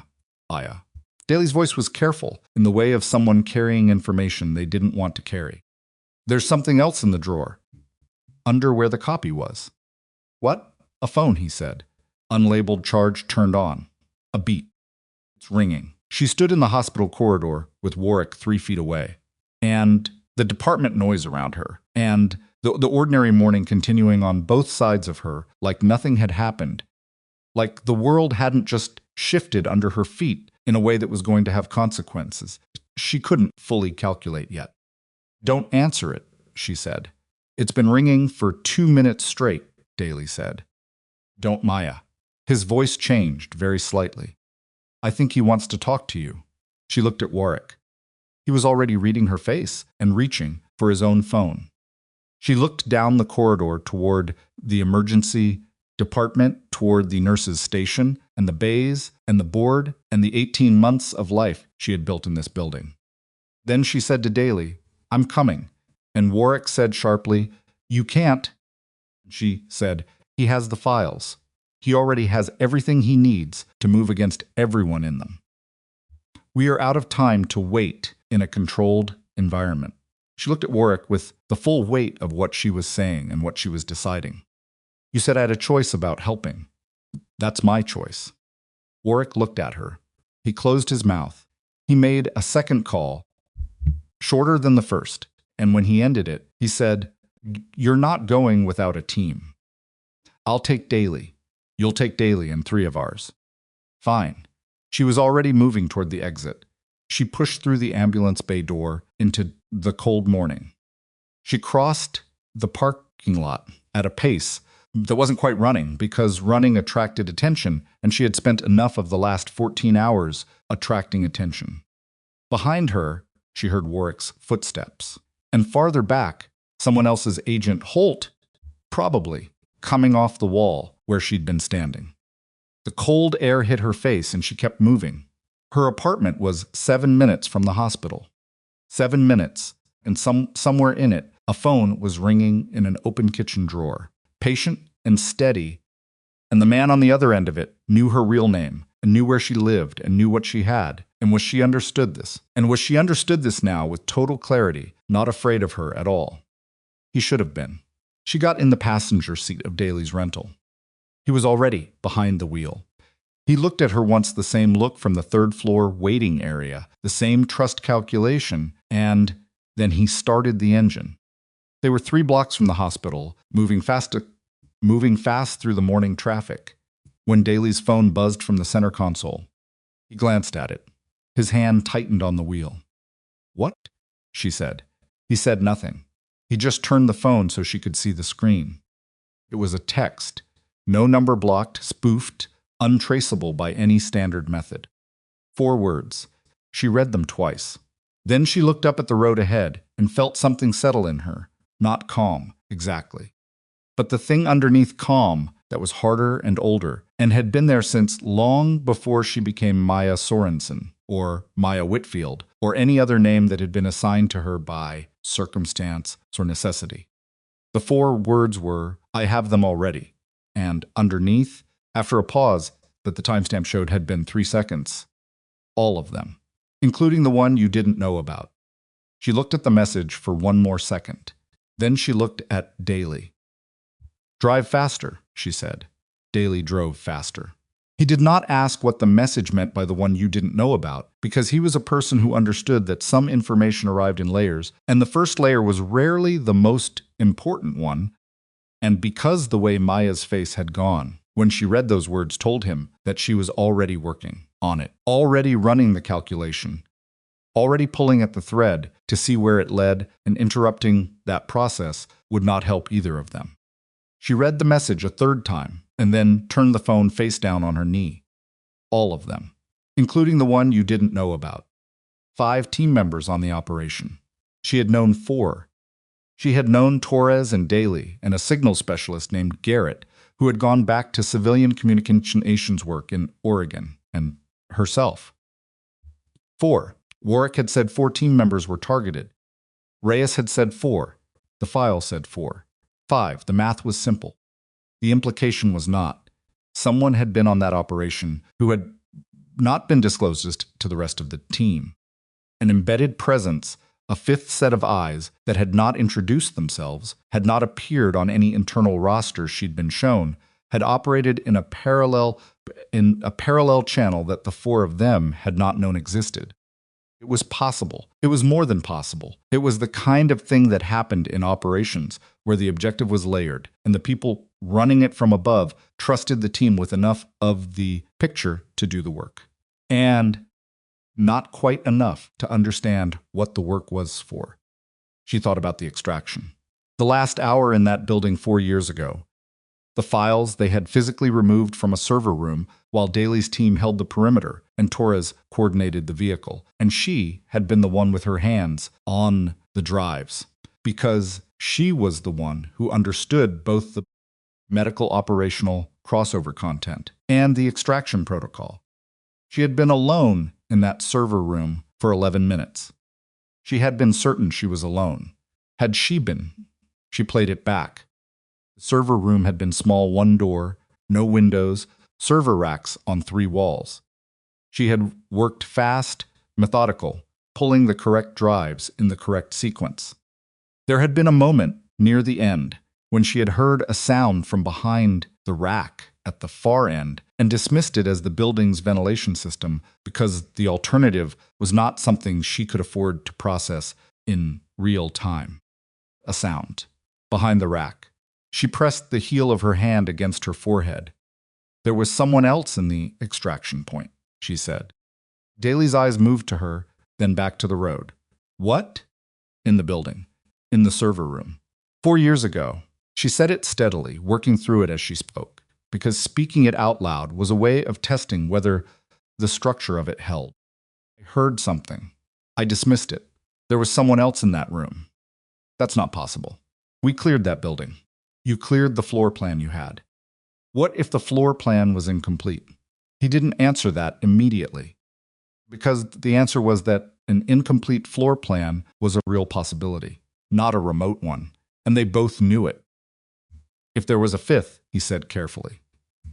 Then the operation was always more complicated than we were shown, Maya said. And the person running it from above, whoever gave Warwick his orders, knew. Warwick. He said the team had 4 members.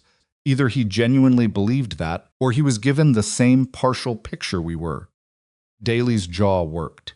Or he's part of the partial picture. That too, she said.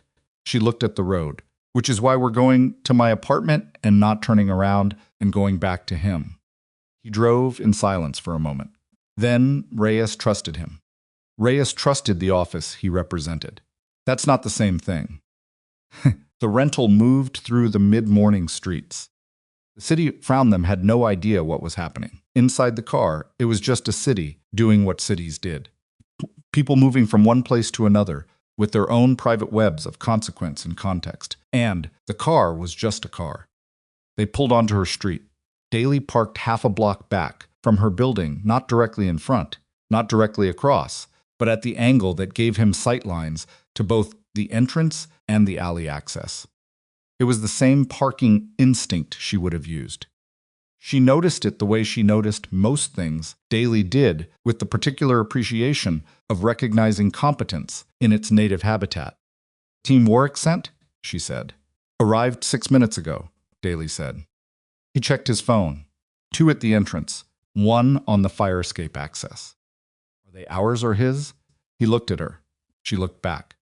It was a real question, and they both knew it was a real question, which was a measure of how much the situation had shifted in the last 40 minutes. I don't know, he said. Then we go in ourselves first. Maya, I'm not asking you to shoot anyone. I'm asking you to walk up 3 flights of stairs with me and be a second set of eyes in a room that may or may not have been touched since Warwick's people arrived. Pressed his lips together. He got out of the car. They went through the building's secondary entrance.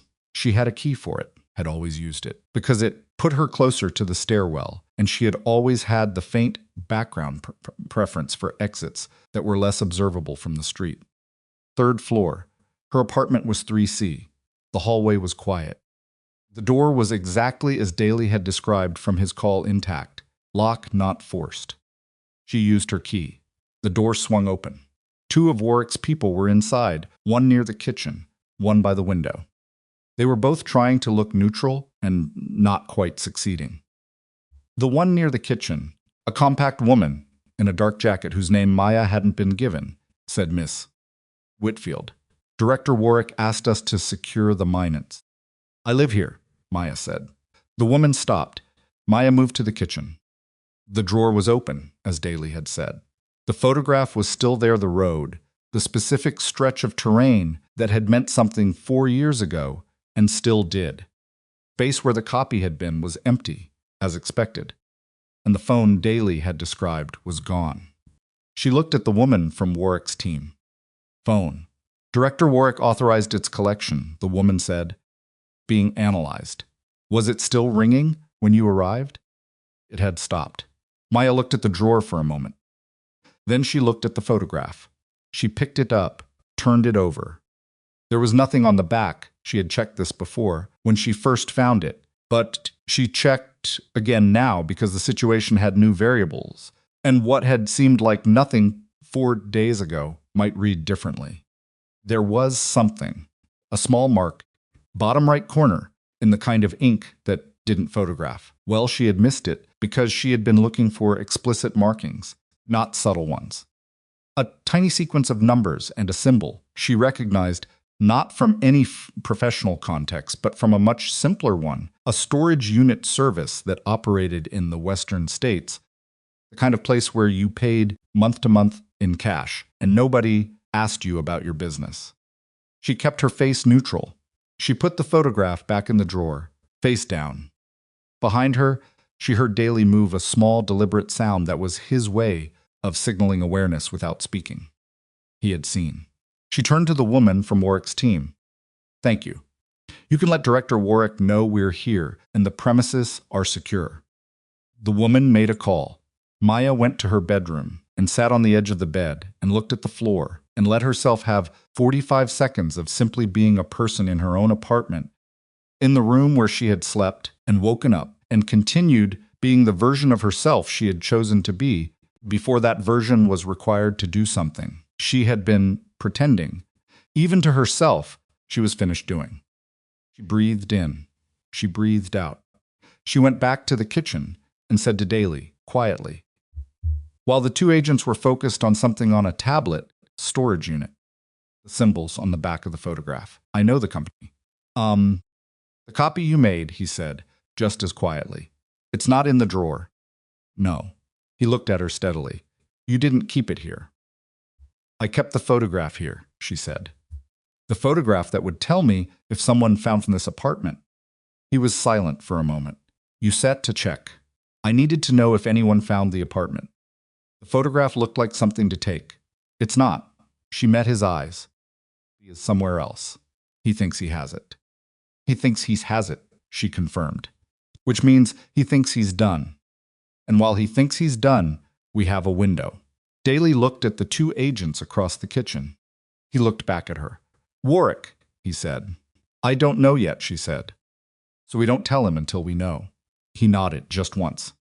The same trust, the same calculation, the same answer as before. Her phone buzzed. It was Reyes, she answered. Where are you? Reyes said. My apartment. Warwick's team is here. Good. Stay there. We're moving the timetable on the location. How soon? Tonight instead of tomorrow. The intelligence intercepts in the last 2 hours put him at that address and suggest he's planning to move within 48. A pause. We also have a development on the 5th team member. Maya went very still. She had not told Reyes about the text. She had not told anyone about the 5th. How do you know about a 5th? She asked. Because I sent them, Reyes said. The kitchen was very quiet. Reyes, I need you to listen to me without reacting the way you're going to want to react, Reyes said. Her voice was steady and measured and had, underneath the steadiness, something that Maya recognized as the tone of someone who had been carrying a weight for a long time and had decided to put it down. 4 years ago, I embedded an additional observer in the extraction team without disclosing it to the team. The observer's role was compartmented, above your clearance level. I had authorization for the decision. I made it because the content of those files was more sensitive than what I told the 4 of you, and I needed an independent verification of what was extracted. Maya was looking at the window, at the cold gray morning outside. Who? She said. Reyes said a name. It was not a name Maya recognized. It was a name that meant nothing to her in any context she could immediately access, which meant either the person had been very good at being invisible or the compartmentation had been total. Where are they now? Maya asked. That's the development, Reyes said. They've been missing for 72 hours. As of this morning, we have reason to believe Ashford has them. Maya looked at Daly. He was reading her face with the care of someone translating a language they were fluent in. He has a hostage, she said. Yes, Reyes said. And if he's in contact with you, which I believe he is, based on the message pattern, he's going to use that. He's going to present it as leverage. A pause, and the pause had weight. Maya, the content of those files. The full content, not what I summarized for the team briefing. It includes something that directly protects the fifth member's cover and the identities of 12 people they had contact with over 3 years of embedded work. If Ashford releases it without the protective context. 12 people are exposed, Maya said, and have no warning and no extraction protocol because they don't officially exist. Reyes's voice was steady, and Maya could hear the cost of the steadiness. This is my mistake. The compartmentation decision was mine. I'm telling you because you're the one who can fix it, and you deserve to know why. Maya looked at the floor. She thought about mistakes and the shapes they took over time, how they started as decisions, sometimes even good decisions, and grew into things that were harder to hold as years added weight to them. She thought about Reyes, who had held hers for 4 years without, apparently putting it down once. She thought about 12 people living their lives with no idea. Storage unit, she said. The backup copy I made. The one he thinks he has. Yes, Reyes said, waiting. Copy in that unit is the full extraction. Not the summary he now believes he's holding the complete pull, including the protective protocols and the cover documentation for your observer and the 12 contacts. She kept her voice even. If we can get it into the right hands before he realizes the copy he took isn't complete. He'll come to you, Reyes said, which is what we need. You need him to come to me. I need him to surface, Reyes said. And he'll only surface if he believes you have something he still needs. Maya pressed the phone against her ear and looked at Warwick's 2 agents, who were doing a reasonable impression of not listening. She thought about the dress 12 minutes south of the hospital, and the figure at the corner of the parking area, and the phone ringing in her kitchen drawer. You're asking me to bait him, she said. I'm asking you to let him think he has leverage when he doesn't, Reyes said. And yes, I know what that requires. It requires him to believe I'll negotiate, that I'm afraid enough to come to the table. Can you do that? Maya looked at Daly again. He was still reading her face. She looked back at the window. When I was at that hospital last night, she said, doing a job that people spent 18 months telling me I wasn't qualified to doing it while they laughed at me and filed it as excessive caution and incompetence. I was doing exactly this. Making something complicated look manageable. Making something dangerous look routine. She paused. Yes, I can do that. I know, Reyes said quietly. That's why I called you first. They worked out the details in the next 20 minutes. Reyes on the phone, Daly in the kitchen beside Maya, the 2 agents across the room who were now openly listening and no longer pretending otherwise, which Maya took as an indication that Warwick had been informed and had authorized the shift in protocol. She would make contact. She would respond to Ashford's message not from her own phone, but from a device Daly's team would set up for tracing, and she would indicate that she had information he needed and was willing to talk. She would not name the storage unit. She would let him draw the conclusion that she had a second copy, something additional, something that made her worth approaching rather than simply eliminating. And when he approached, there would be position in a team that he did not know about, and the woman he had been building toward for 4 years would be the one thing in the operation that was exactly where it appeared to be. He's going to send someone first, Daly said. Not come himself. He's never come himself. No, Maya agreed. But he'll be close enough to direct it. He won't trust anyone else to evaluate whether what I'm offering is real. That's a lot of unknowns. Every situation is a lot of unknowns, she said. You manage the ones you can, and you stay loose on the rest. He almost smiled. You used to say that in the field. It was true in the field. They were ready by noon.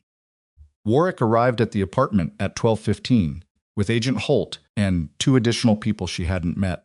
And the apartment that had been Maya's quiet private space for 18 months became something else, a coordination point, a stage, place with a function that she observed and participated in with the particular detachment of someone who had done this before and knew that the detachment was useful and the attachment would be something to deal with later.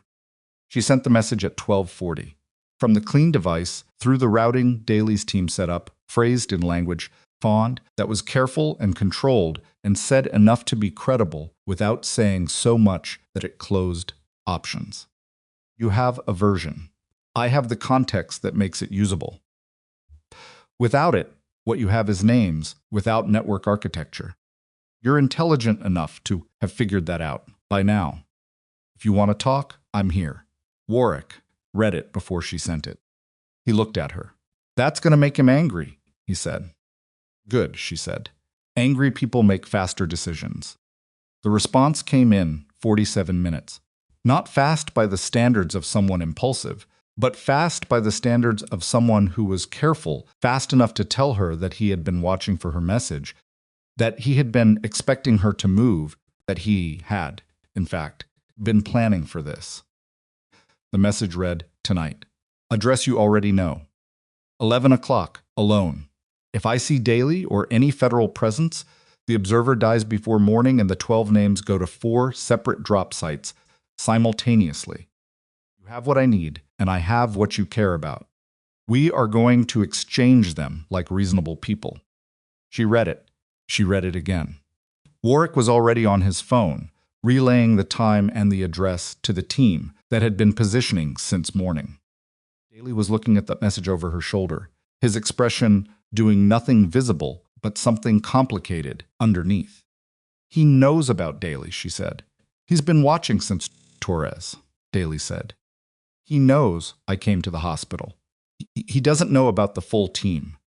He'll have watchers at the address. Yes. She handed the device to Holt, who was documenting. He doesn't actually professionally. He doesn't actually expect me to come alone. He's testing whether I'll follow the instruction, whether I'm frightened enough to try it, or whether I'm running an operation. Either way, his people will be watching for the team's approach. So how do we position without him seeing the approach? Warwick asked. She looked at the window. Outside, Salt Lake City continued being Salt Lake City, indifferent to the specific problem being worked in apartment 3C. The address, she said. The building he's using. Backs up to the salvage yard on the east side. Yes, Warwick said. The salvage yard has been there for at least 20 years, which means the neighboring properties have adapted to it multiple informal access points, worn fence sections, paths that aren't on any map but would be visible from a ground survey. She looked at Holt. Has anyone done a ground survey of the full perimeter? The aerial imaging. The aerial imaging shows what's visible from above. I'm asking about the ground. Holt checked something. No ground survey of the full perimeter. Then that's what we need before 6 o'clock, Maya said. Because if I know about informal access points, Ashford's people know too. And knowing means either they've covered them or they're planning to use them. Either way, we need that information. Warwick looked at her with the expression she had seen on Okafor's face in the trauma bay. Not quite recognition of something expected, but recognition of something real, something being confirmed. Who does the ground survey? He asked. I do, she said. Absolutely not, he said. I'm the only person in this room who has done perimeter surveys in the kind of environment that produces informal access points, who also knows exactly what Ashford's people are likely to be watching for. She kept her voice level. I'm not asking to do the full approach assessment. I'm asking to walk a fence line in a salvage yard while looking like someone who has reasonable business being near a salvage yard, which I can do convincingly because I have been convincingly ordinary for 18 months, and I am very good at it. The room was quiet for a moment. Agent Holt said very quietly, and seemingly almost to herself, "She has a point." Warwick looked at Holt. He looked at Daly. He looked at Maya. "Daly goes with you," he said. He said, "No, Daly. Then Daly goes with you as someone who is not Daly. He looked at Daly. Do you have clothes that don't look like you? Daly looked down at his dark tactical adjacent jacket and pants. I'll find something, he said. They left at 2 o'clock. Daly in a borrowed jacket that was slightly too short in the arms and jeans that were a better fit, carrying a coffee in a to-go cup. Maya in the civilian clothes she had arrived home in, her hospital badge removed, her bearing adjusted, not dramatically. Not in a way that required performance, but the small shift she had learned early and used often. The difference between moving like someone who was tracking everything and moving like someone who was simply going somewhere. The salvage yard, adjacent to Ashford's building, was accessed from a cross street that ran behind the commercial block.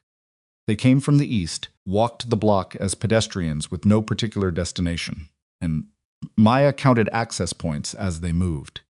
4 informal gaps in the fencing, 2 that were clearly in regular use. One that opened directly onto a vehicle path that ran parallel to the back of Ashford's building.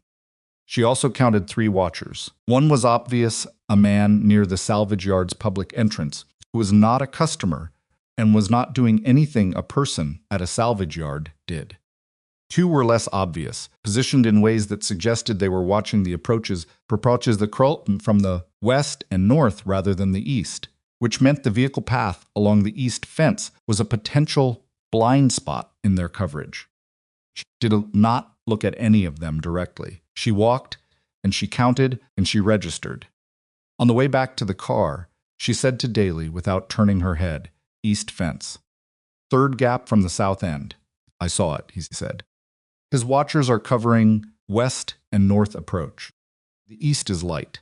They might have cameras covering it. They might. Worth checking against the aerial imaging when we get back. They got back. Maya sat with Warwick's team and the aerial imaging for 45 minutes and identified 2 camera positions that covered the east approach and 1 gap in the camera coverage that aligned almost exactly with the 3rd fence gap from the south end. There, she said, pointing. Warwick looked. He looked at the imaging specialist beside him. Specialist nodded slowly. That's workable, the specialist said. It was workable. It was not comfortable, and it was not without risk, and every person in the room understood that the margin between workable and not was thin enough that several things had to go exactly right. But it was workable. The afternoon moved in the compressed, detail-oriented way that operational afternoons moved equipment checks, position assignments, communication protocols, contingency branches that were planned and named and would be abandoned or activated, depending on how the night developed. Maya participated in each piece. She did not defer to Warwick's team on things she knew better, and she did not overreach on things she didn't. The collaboration was imperfect in the way that all real collaboration was imperfect friction at the edges, moments of disagreement, 2 instances where Warwick's way and her way were different, and they had to work out which way was better, which required honesty from both of them and produced a better outcome than either had individually. At 5:30, she ate a sandwich that Holt had produced from somewhere, efficient and thoughtless, the kind of eating that was purely functional. She sat in her own kitchen, while the all-operational preparation continued around her, and ate the sandwich and thought about Torres in his recovery room and the man named Frank Bello, who had been in the cath lab because she had caught the early warning. In his vitals, and Harold with his pale, sharp eyes, and the teenage girl with the empty inhaler, who had been breathing normally in 8 minutes. She thought about Donna Holt putting down her clipboard. She thought about Forsyth asking where she was. She thought about Sylvia, who had said, "Will you be back?" and to whom she had said yes, and meant it. 6:15, Reyes called again. "The Observer," Reyes said. The 5th. "I need you to know something about them." "You're about to tell me something that complicates tonight," Maya said. "I'm about to tell you something that explains why the 5th was embedded without team knowledge and why the file content is what it is." A pause. The Observer was not military. They were a medical professional. Embedded because the network Ashford was running had a medical component, falsified health records, compromised pharmaceutical supply chains, the kind of infrastructure that needed someone who understood the system from the inside. Maya looked at the half-eaten sandwich. A medical professional, she said. Physician. Embedded for 3 years before the operation. The reason their cover is still viable, or was, before Ashford took them, is that they continued to practice. They have a real job, real patients, real colleagues who have no idea. Maya thought about Okafor in the trauma bay. About Okafor in the trauma bay. The way lives overlaps and real patients, and the ways that overlapped and intersected in ways that made them impossible to cleanly separate into the before and the after. Their name? Maya asked. Reyes said the name. Maya set down the sandwich. The name was a name she knew. Not from 4 years ago. Not from any operational context. She knew it from the last 18 months, from the building she had worked in, from corridors and trauma bays and handoffs, and a conversation at 5 a.m. in a supply room. She knew it the way she knew the rotor sound on the parking lot in her chest before her brain caught up. Reyes, she said. I know, Reyes said. She's at the hospital, Maya said. She's been at the hospital this entire. She was embedded there 14 months before you arrived, Reyes said. We did not plan for you to be placed in the same facility. When it happened, we monitored the situation and determined that separation would draw more attention, Sal, than proximity. We believed the compartmentation would hold. Maya stood up from the kitchen table. She moved to the window. You put me in the same building, she said. Not intentionally. I understand that. And now he has her. The words came out flat and precise, because flat and precise was what she had when the thing she was feeling was too large and too complicated to express as anything other than its practical implications. He has her, and he's using her as leverage, and he doesn't know. She stopped. He doesn't know you know her, Reyes said. Yes. That changes the negotiation. Yes, Reyes said again. Thinks he's holding a stranger to me, a name on an operational roster that I'll be motivated to protect as a matter of principle. Maya looked at the window, at the city, at the street below where nothing was happening and everything was happening. He doesn't know she's someone I have worked beside for 18 months. He doesn't know what that changes. What does it change? Reyes asked. And the question was genuine, not operational, not strategic. Just genuine. Maya thought about the trauma bay, about move aside, I've got the left, about real coffee at 5 a.m, and 2 words that were practically a standing ovation, and the particular way a person's voice sounded when they were being honest instead of performing. Everything, Maya said. She turned from the window. Warwick was in the doorway of the kitchen, watching her.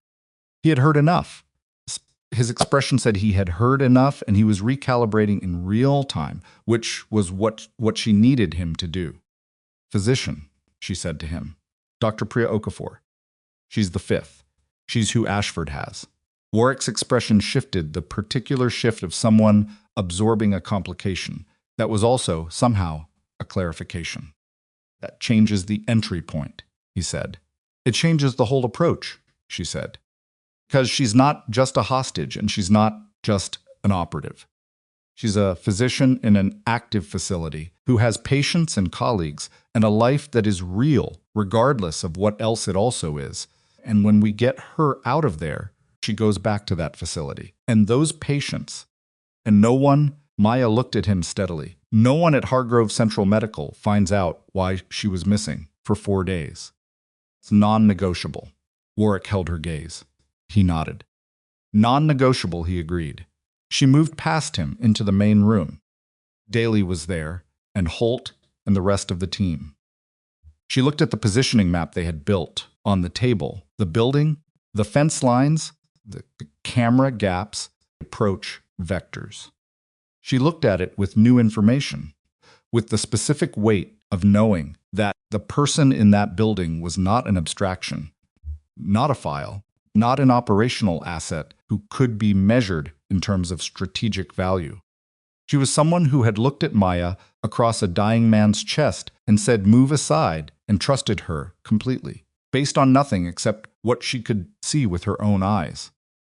Maya had spent 18 months learning to be trusted in small increments, fighting for every fraction of it against people who had decided before they met her what she was worth. Okafor had given it instantly, without negotiation. She looked at the map.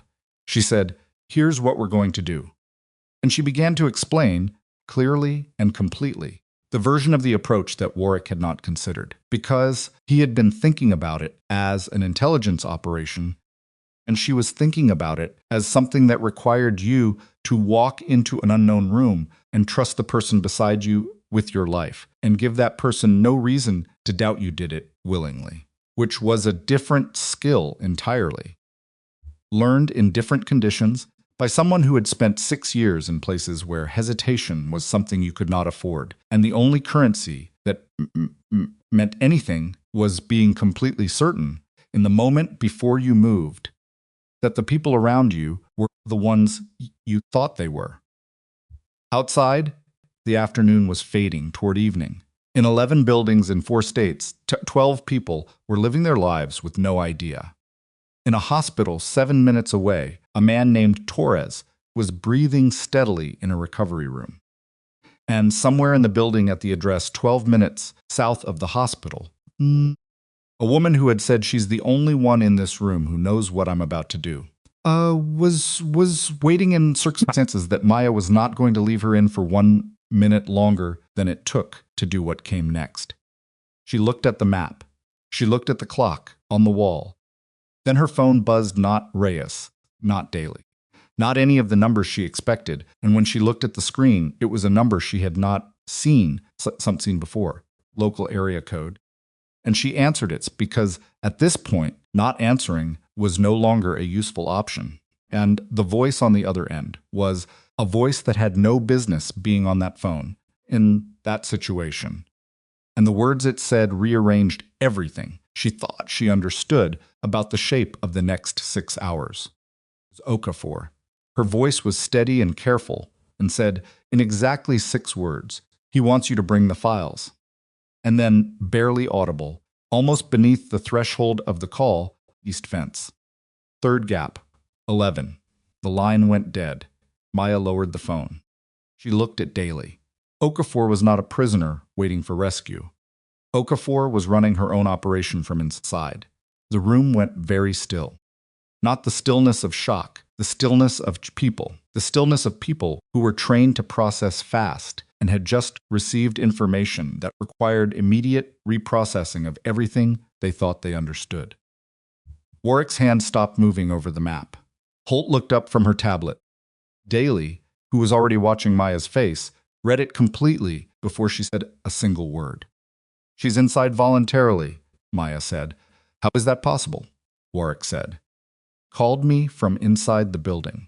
She gave me the access point, the exact gap in the east fence that we identified this afternoon.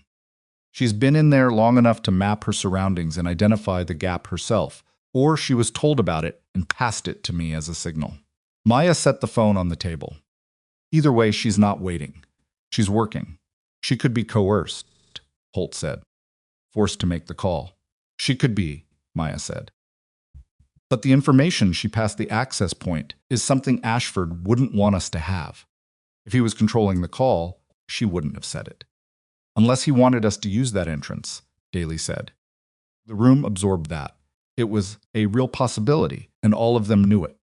A deliberately given access point could be a funnel, a way to channel the approach team into a kill zone, a contained space where the advantage belonged to the people who had set it up rather than the people walking in. "Yes," Maya said, "which is why we treat the east gap as a potential compromise and use it as a decoy approach only." She looked at the map. "One person through the gap, visible, as if we believe it's clean. Actual entry comes from here." She pointed to a section of the building's north wall, a loading dock access she had identified from the aerial imaging and confirmed during the afternoon ground survey. "It's not covered by the cameras we identified because it's obscured by the adjacent building's overhang. It's not a clean entry. The door is going to be locked. and it's going to make noise. But it gets us inside before Ashford's people have finished reacting to the decoy. Warwick looked at the map. He looked at the entry point. He ran the calculation that she could see him running risk versus advantage, noise versus surprise, the mathematics of a dynamic entry into a building where the person they were trying to protect might be anywhere.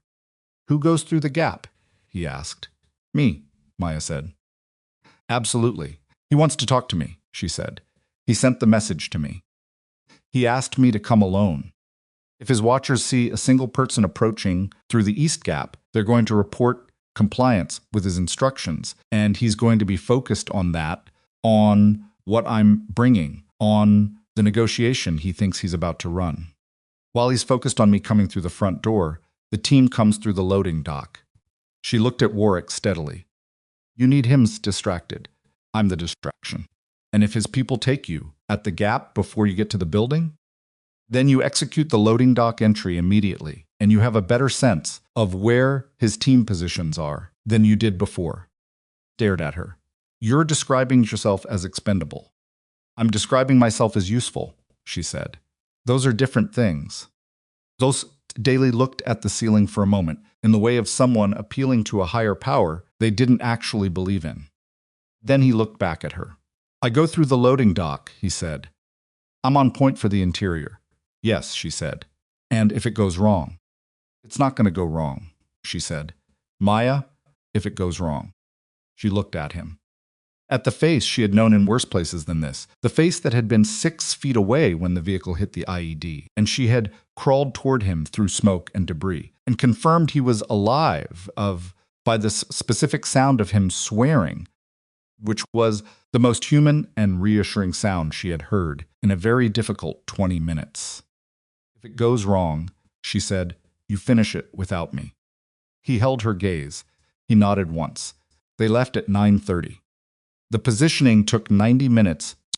Warwick's team in vehicles covering the perimeter, Daly's group working toward the loading dock through the salvage yard's western boundary, which the afternoon survey had confirmed was a consistent camera blind spot. Maya moved alone on foot from a drop point 2 blocks east, carrying nothing except the clean device. A small medical kit in her jacket pocket because old habits were not entirely wrong, and the complete backup copy of the extracted files in a sealed drive that Warwick had retrieved from the storage unit, and which she was now carrying in plain sight, because the whole point was that Ashford needed to believe she had it.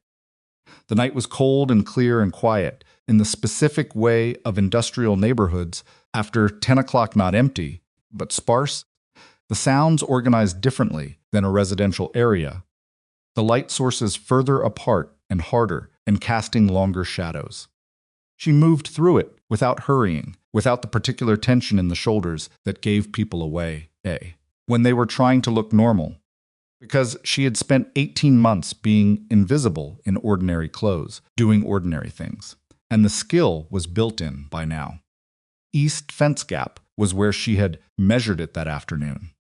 She went through it slowly, deliberately, giving Ashford's watchers every opportunity to see her arrival clearly. She was alone. She was on foot. She was approaching the building directly. Every instruction followed, every signal that she had come as requested. She heard nothing on the comms piece in her ear, which meant the decoy was reading as intended, and the loading dock approach was still clean. The building's side entrance, a single steel door, the kind with a push bar, opened before she reached it. A man stepped out, not Ashford. A man she didn't know, mid-30s, the neutral face of someone hired for capability rather than personality. He looked at her hands, looked at the drive she was carrying, looked at her face. "Inside," he said. She went inside. The interior was what the aerial imaging had suggested, a large open ground floor that had once been a warehouse, and still had the bones of it: concrete floor, exposed beams, ceiling 30 feet up. It had been arranged into something functional but temporary, the way places looked when someone had needed them to be usable quickly and hadn't expected to be in them long. Tables, equipment cases, a bank of monitors along the east wall, running feeds from the external cameras. And there, standing at the monitors, was a man she recognized from a photograph, but had never seen move until now. Ashford moved like someone who had made a sustained study of being underestimated. Not physically imposing, not loud. The kind of man who walked into a room and was noticed only afterward, when you thought back on who had been there. He was looking at the monitors when she entered, and he did not turn immediately, which was a choice, a deliberate performance of the composure that told the room he was in charge of its rhythms. He turned. "Ms. Whitfield," he said. "You've been calling me that all day," she said. "I've been Maya Sorensen for 18 months. The habit is hard to break." Something moved in his face, not quite amusement, not quite respect. An acknowledgement of a point being made. "The drive," he said. She held it up. "I want to see Okafor first. You'll see her when I've confirmed what you've brought." "No," she said. "I want to see her now, and she walks out of this building before I hand you anything. The exchange, as I'm willing to make it." He looked at her for a moment. He had the patience of someone accustomed to being the most dangerous person in a negotiation, and knowing it. But he also had, she could see now, the faint recalibration of someone who had expected a more frightened woman and gotten something that required adjustment. He nodded to the man who had brought her in. The man moved toward the back of the space, toward a partitioned area that had been created with portable wall sections. Not a room exactly, more as a zone. He opened the partition. Okafor came out. She was unharmed. She was also completely, measurably angry, the particular anger of someone who had been managing a situation with extreme care and was ready to stop managing it. She looked at Maya with an expression that did several things simultaneously, confirmed she was genuinely all right, communicated something complex that the expression could carry better than words, and then smoothed itself back into careful neutrality because they were not done yet, and both of them knew it. "Are you?" Maya started. "Fine," Okafor said. Flat. Unambiguous. Maya looked at her for one more second. Then she looked at Ashford. "She leaves now," Maya said. "Out the east entrance, alone." Ashford studied her. "She leaves after the exchange." "She leaves now," Maya said again. Same tone. No escalation, no performance. Just the word repeated with the same weight, because speaking something calmly was sometimes more effective than saying it louder. "You have enough people in this building to ensure she doesn't create a problem for you between here and the street. You know she's unarmed. You know I'm not walking out of here, regardless of what you do with the drive. You've already made that calculation. So the only thing keeping her here is the habit of control, and that's not a good enough reason." The room was very quiet. Ashford said to the man near the partition, east door. The man moved. Okafor walked toward the east entrance without looking back, which was exactly the right move, not running, not hesitating. Walking with the particular deliberate pace of someone who understood that running created chaos, and chaos was currently not useful. Maya watched her cross the floor and go through the door. 12 seconds later, her earpiece carried a single click. Daily signal. Okafor was outside and accounted for. Maya looked at Ashford. "The drive," he said. She looked at it in her hand. She thought about what was on it, not the operational details, but the human details. The 12 people living their lives. The observer who had spent 3 years embedded in a network before anyone came to roll it up. The names and the context and the cover documentation that Okafor had spent years constructing. She thought about what Ashford would do with it, not the strategic answer, the human one. How many of those 12 people had families? Whether they knew they were protected by a file that sat in a secure location, or whether they had simply moved forward after the operation believing that the past had settled. How it would feel to be living a normal life and discover that the safety you had been given was being held as a negotiating chip by someone who had already decided how it ended. She set the drive on the table between them. Ashford reached for it. She said, "That's not the complete copy." He stopped. Complete copy has been transmitting for the last 4 minutes, she said, to a routing address that feeds simultaneously into federal secure servers and into 3 independent legal repositories. Contents will be in the hands of people who can act on them in approximately, she checked nothing, she already knew the timeline, 11 minutes. The silence was a different quality now. The drive I put on that table, she said, is a partial copy. The same partial copy your people retrieved from my apartment. You already have it. It doesn't give you anything new. She looked at him steadily. Came here tonight so you could see me hand it to you. So you would understand completely that you were holding something you had already held and that the thing you came for was already gone. Ashford's expression did several things in rapid sequence. Composure held, she gave him that. The composure held longer than she expected. And then it developed a fracture, and the fracture spread. And what was underneath it was not rage exactly. It was something colder. The specific expression of a person who was very intelligent and had planned very carefully and had now registered that the intelligence and the planning had been worked around. You would have done that before tonight, said.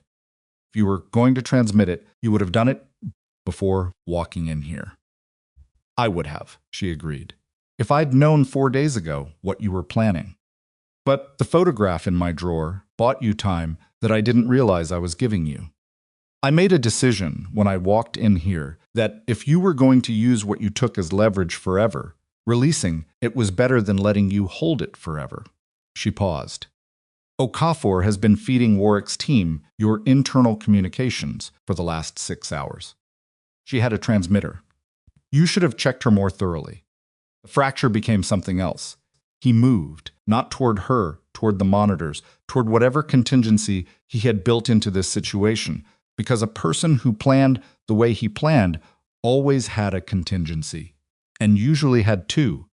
He was fast. She had anticipated this. What she had not fully anticipated was how fast Daly came through the loading dock. The sound of the entry was enormous in the enclosed space steel, against concrete voices calling positions. The precise, controlled chaos of a team that knew exactly where it was going. 3 seconds. Ashford's security reached for their weapons and made the fast calculation that the team pouring through the loading dock was larger and better positioned than their response could manage, and 3 of the 4 made the right decision. The 4th one didn't, and that took another 40 seconds to resolve, during which Maya stayed exactly where she was and did not move, because moving would have required someone on the team to track her, and that was a distraction they could not afford. Ashford got to within 4 feet of the east exit before Holt came through it from the outside. Stopped. She had her credentials and her weapon, and the particular calm of someone who had been waiting outside a door for exactly this moment, and was very glad to finally use it. Ansel Warwick is outside, she said, with enough additional personnel that the arithmetic doesn't work in your favor. Ashford stood in the 4 feet between himself and the exit for a moment. He was still running calculations. She could see it, the intelligence still working, the plan still trying to find a branch that led somewhere useful. There was no branch. The transmission was done. Okafor was out. The team was inside. There was nothing left that was retrievable. Put his hands up. It was not a dramatic gesture. It was quiet and precise. The way everything about him was quiet and precise. And in its quietness, it was the most significant thing that had happened in that building all night. Because it was the moment the calculation ended, and the answer came back as something other than what he had planned for. And he accepted it. She had expected him to not accept it. She had expected him to make it harder. That he didn't was its own kind of revelation. That even people who built their lives on the principle of control eventually arrived at the place where the control was simply gone. Warwick came through the east door behind Holt. He looked at Ashford. He looked at the room. He looked at Maya. The transmission, he said. Done, she said, 11 minutes ago. He looked at her for a long moment. He had a complicated expression, the kind that was part professional assessment and part something more personal. The look of someone who had just watched a play run differently than expected and was deciding whether the outcome was better or worse than the original plan. She thought it was probably both. "You didn't tell me about the transmission," he said. "No," she said, "because you weren't certain about me." She held his gaze. "No," she said again, "because lying about it would have been an insult to both of them, and she didn't have the energy for insults." He nodded once. Not hurt the nod of someone who understood the logic and was applying it fairly. 12 names, he said, the protective documentation. In the transmission, routed to the legal repositories. First, that was the priority. Whatever your office does with the operational content, the covers are already in a chain of protection that exists outside any single agency's ability to revoke. She paused. It was non-negotiable, too. He almost smiled. Almost. "You should have been doing this work officially," he said. "I know," she said. Outside, Salt Lake City was still being Salt Lake City. Still indifferent, still moving, still full of people who had no idea what had happened in a converted warehouse on a cross street behind a commercial block. Ashford was processed efficiently and without drama, which was appropriate. The drama had been elsewhere, in the architecture of the plan that had finally collapsed. And the collapse itself had been quiet, the way the most significant failures always were. Maya stood at the east entrance and watched it happen, and then she went to find Okafor. She was outside, on the far side of the fence gap, sitting on a concrete barrier with her arms crossed, and her breath making small clouds in the cold. She looked up when Maya came through the gap. Neither of them said anything for a moment. Then Okafor said, "You knew. Reyes told me tonight. Before I came in. How long has she known we were in the same facility?" "Since before I arrived." Maya looked at her steadily. She said she decided separation would draw more attention than proximity. Okafor absorbed this. Her jaw tightened slightly. "And you? How long did you know that something about me was—" "I didn't know. I suspected once, maybe. The way you looked at me in the trauma bay the first time. Not like you were seeing something unexpected, like you were confirming something." Maya looked at the fence. "But I didn't pursue it, because whatever you were doing was yours, and it wasn't affecting your patients. And I wasn't going to interfere with something I didn't understand." Okafor was quiet for a moment. "You held a dying man's artery, closed in an emergency department," Okafor said, "in front of everyone. You didn't have to do it that way. You could have managed from the side, given instructions, stayed within the visible limits of what a nurse does. But you didn't." She looked at Maya. "Why?" Maya thought about it honestly.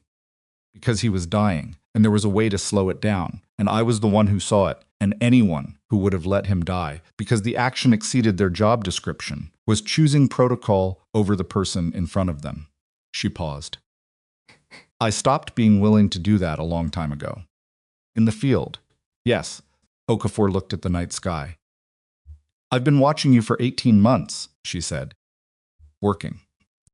Watching how you worked. Watching how they treated you." Her voice was careful and precise, in the way of someone choosing words with the attention they usually gave to diagnoses. "The things they said about you. Donna. Forsyth. The way they looked through you in handoffs. I knew what you were, and I couldn't say it, and I watched them.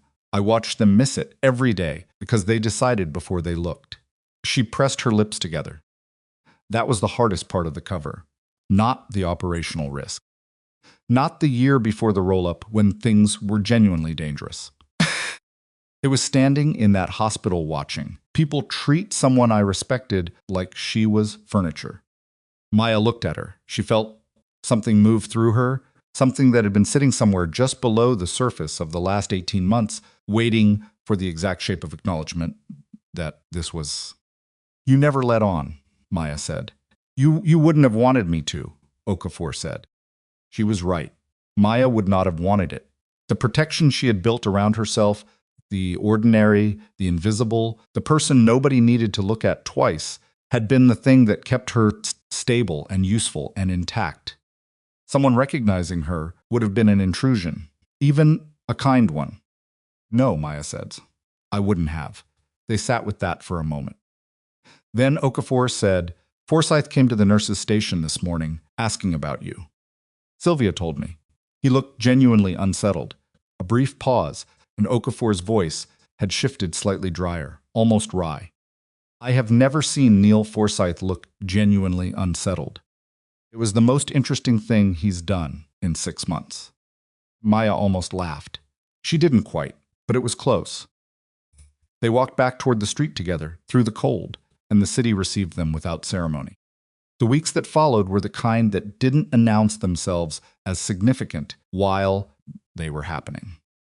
They arrived as individual days, each with its specific texture, and only later did their accumulation become something that could be understood as a turning point. Ashford's arrest did not make the public record in any useful detail. The charges were real, and the legal process was real. But it moved through channels that existed specifically to handle cases where full disclosure created more risk than it resolved. 3 of his associates were arrested within 48 hours. The network infrastructure he had spent years maintaining was dismantled methodically, which required people and time and the particular patience of institutional processes that Maya was not part of and did not need to be. 12 names were secured. The cover documentation reached the people responsible for maintaining it, and 12 people continued their lives with no knowledge, with no interruption, and no knowledge of how close the interruption had come. This was, Maya thought, either a mercy or a burden, and she had since long made her peace with not being able to determine which. Torres was transferred to the secure medical facility as planned, and then to a regular rehabilitation facility when the surgical repair had held long enough to be confident. He sent her a message 6 weeks later, brief, from a number she assumed would not be the same next time, that said, eating real food again. You look good on the news, by the way. Nobody else thought it was you. I did. She didn't reply. He would understand. Daly debriefed with Warwick's office for 3 days, and then left Salt Lake City the way he had arrived, without announcement, without ceremony, in an aircraft that did not linger. He stopped by the hospital on his way to the airport. She was at the nurse's station, mid-shift, updating a chart, came to the counter, and stood there for a moment. You're back, he said. I told Sylvia I would be. He looked at the department, at the board, the bays, the ambient controlled urgency of it. You chose this, he said. Not for the first time. Differently than before, without the subtext of instead of something better. Plain observation. Every day, she said. He nodded. He put his hand briefly on the counter, not a handshake, not quite a goodbye, just the gesture of someone who had run out of better ways to say what they meant and was using what was available.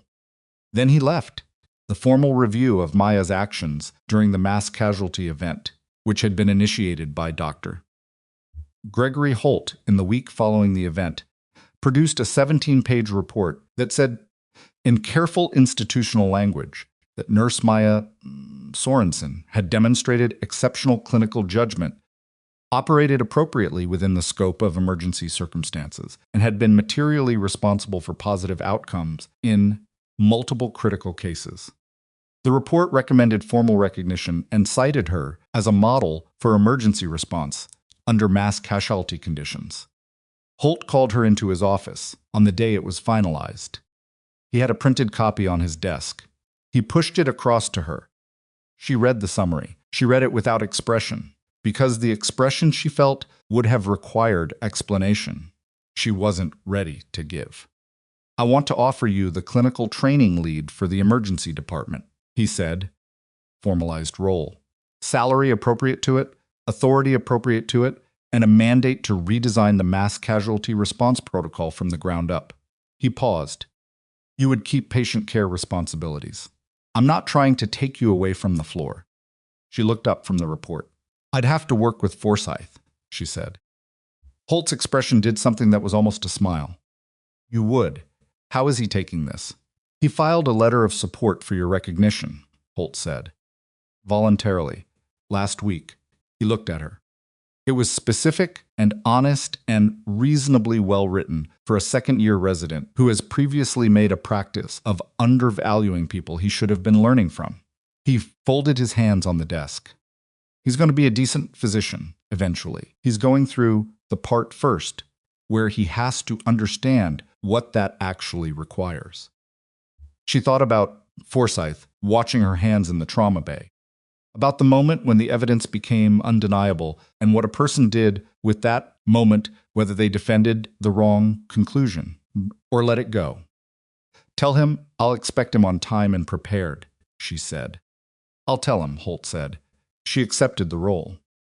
Donna Holt, no relation, came to her on her second day back, in the corridor outside Bay 7, and said, "I've been thinking about what to say to you."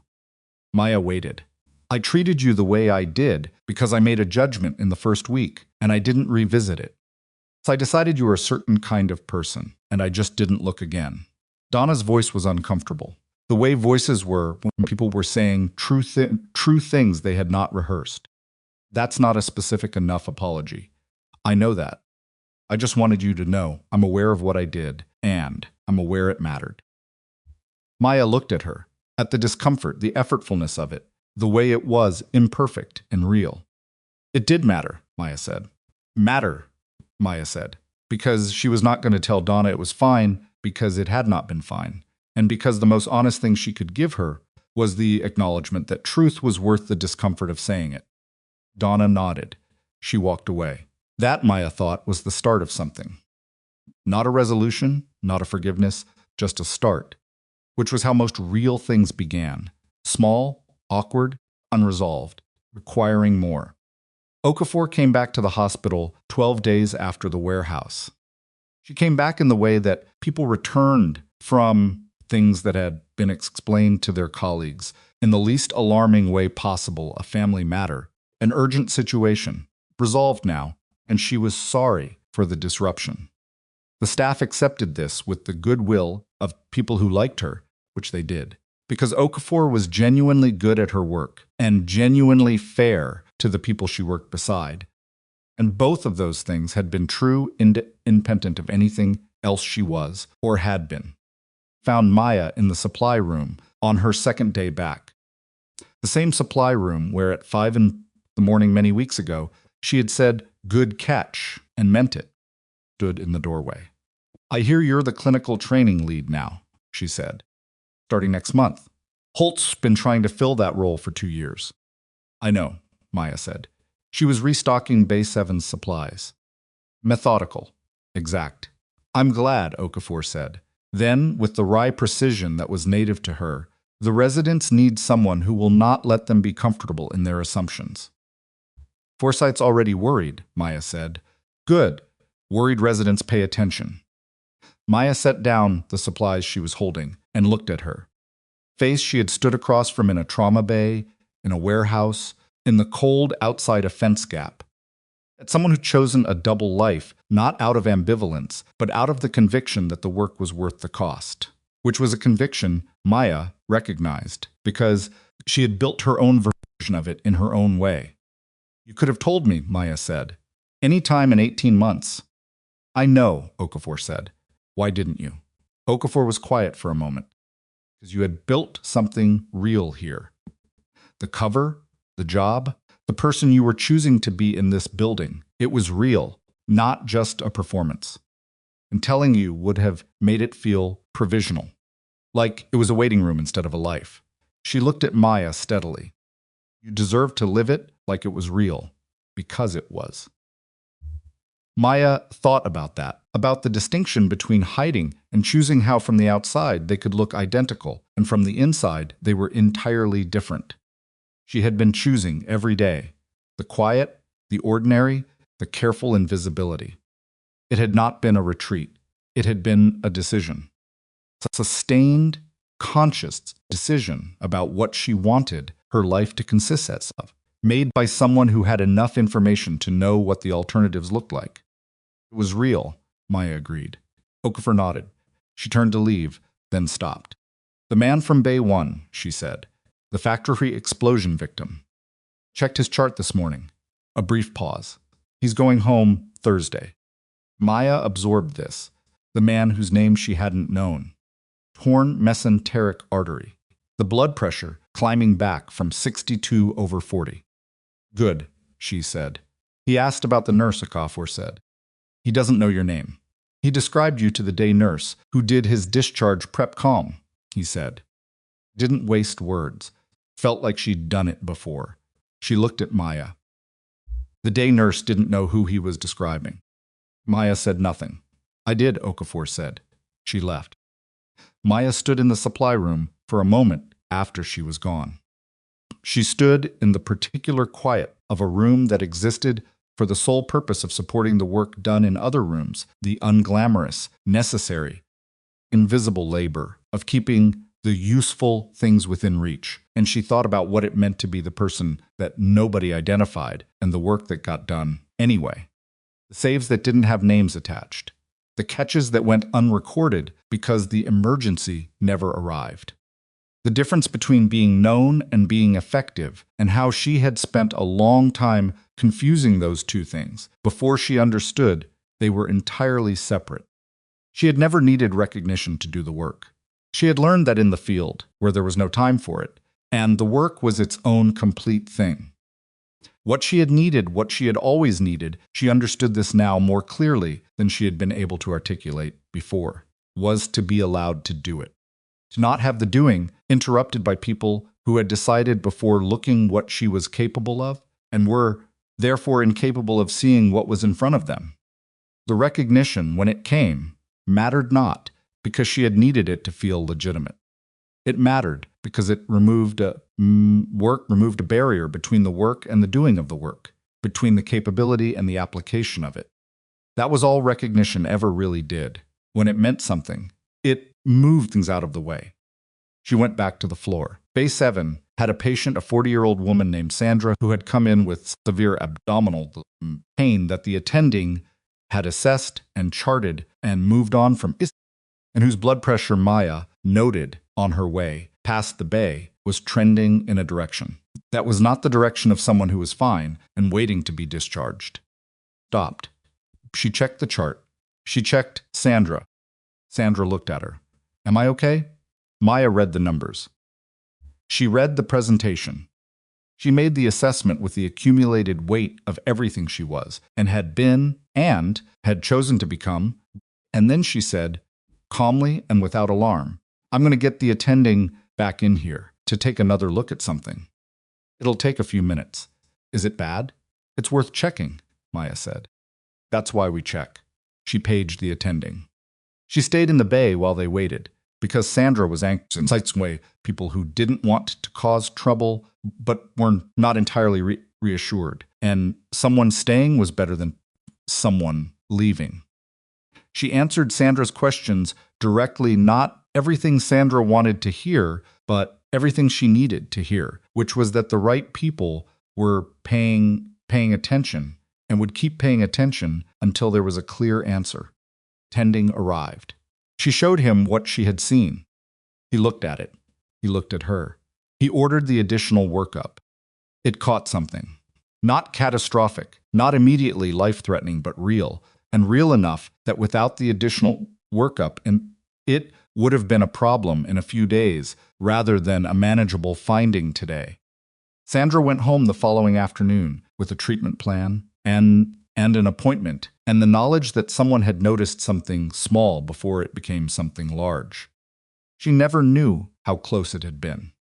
She never knew that the person who noticed and had been doing it in the margins of what her job technically required, in the space between what was assigned and what was needed, in exactly the way she had always worked, not for credit, not for the record, but because the person in the bay was a person and the work was the work, and you did it because it was there to be done. Maya Sorensen clocked out at the end of her shift, retrieved her coat from her locker, and walked out through the ambulance bay into the cold air. She stood in the parking lot for a moment, the same parking lot where she had stood at 5 a.m. and heard rotor blades and made a decision. It looked different in the afternoon, ordinary, unremarkable, just a parking lot outside a hospital in Salt Lake City. She thought about the version of herself that had stood here weeks ago, watching the navigation slits descend. About everything that had been true then that she had not yet understood. About the photograph in her kitchen drawer and storage unit and the 11 minutes in a server room 4 years ago that she had reconstructed from the evidence of a sound she had dismissed and then never entirely let go of. She thought about how much of life was like that. Sounds you dismissed that turned out to be real. People you looked past who turned out to be the ones that mattered. The vast amount of information the world offered that you had to choose every day whether to receive or ignore, and the profound difference in outcome between those two choices, compounding quietly over time until the gap between them was too wide to bridge. She had been underestimated. She had been dismissed, talked past, laughed at, sidelined. And in the space that created, in the quietness of being invisible, she had kept doing what she did. Not in protest, not in patient endurance of injustice. Just because the work was there and the people who needed it were there, and she was there too. And those three things together made it straightforward. That was not a lesson she needed. She had known it before this building, before this city.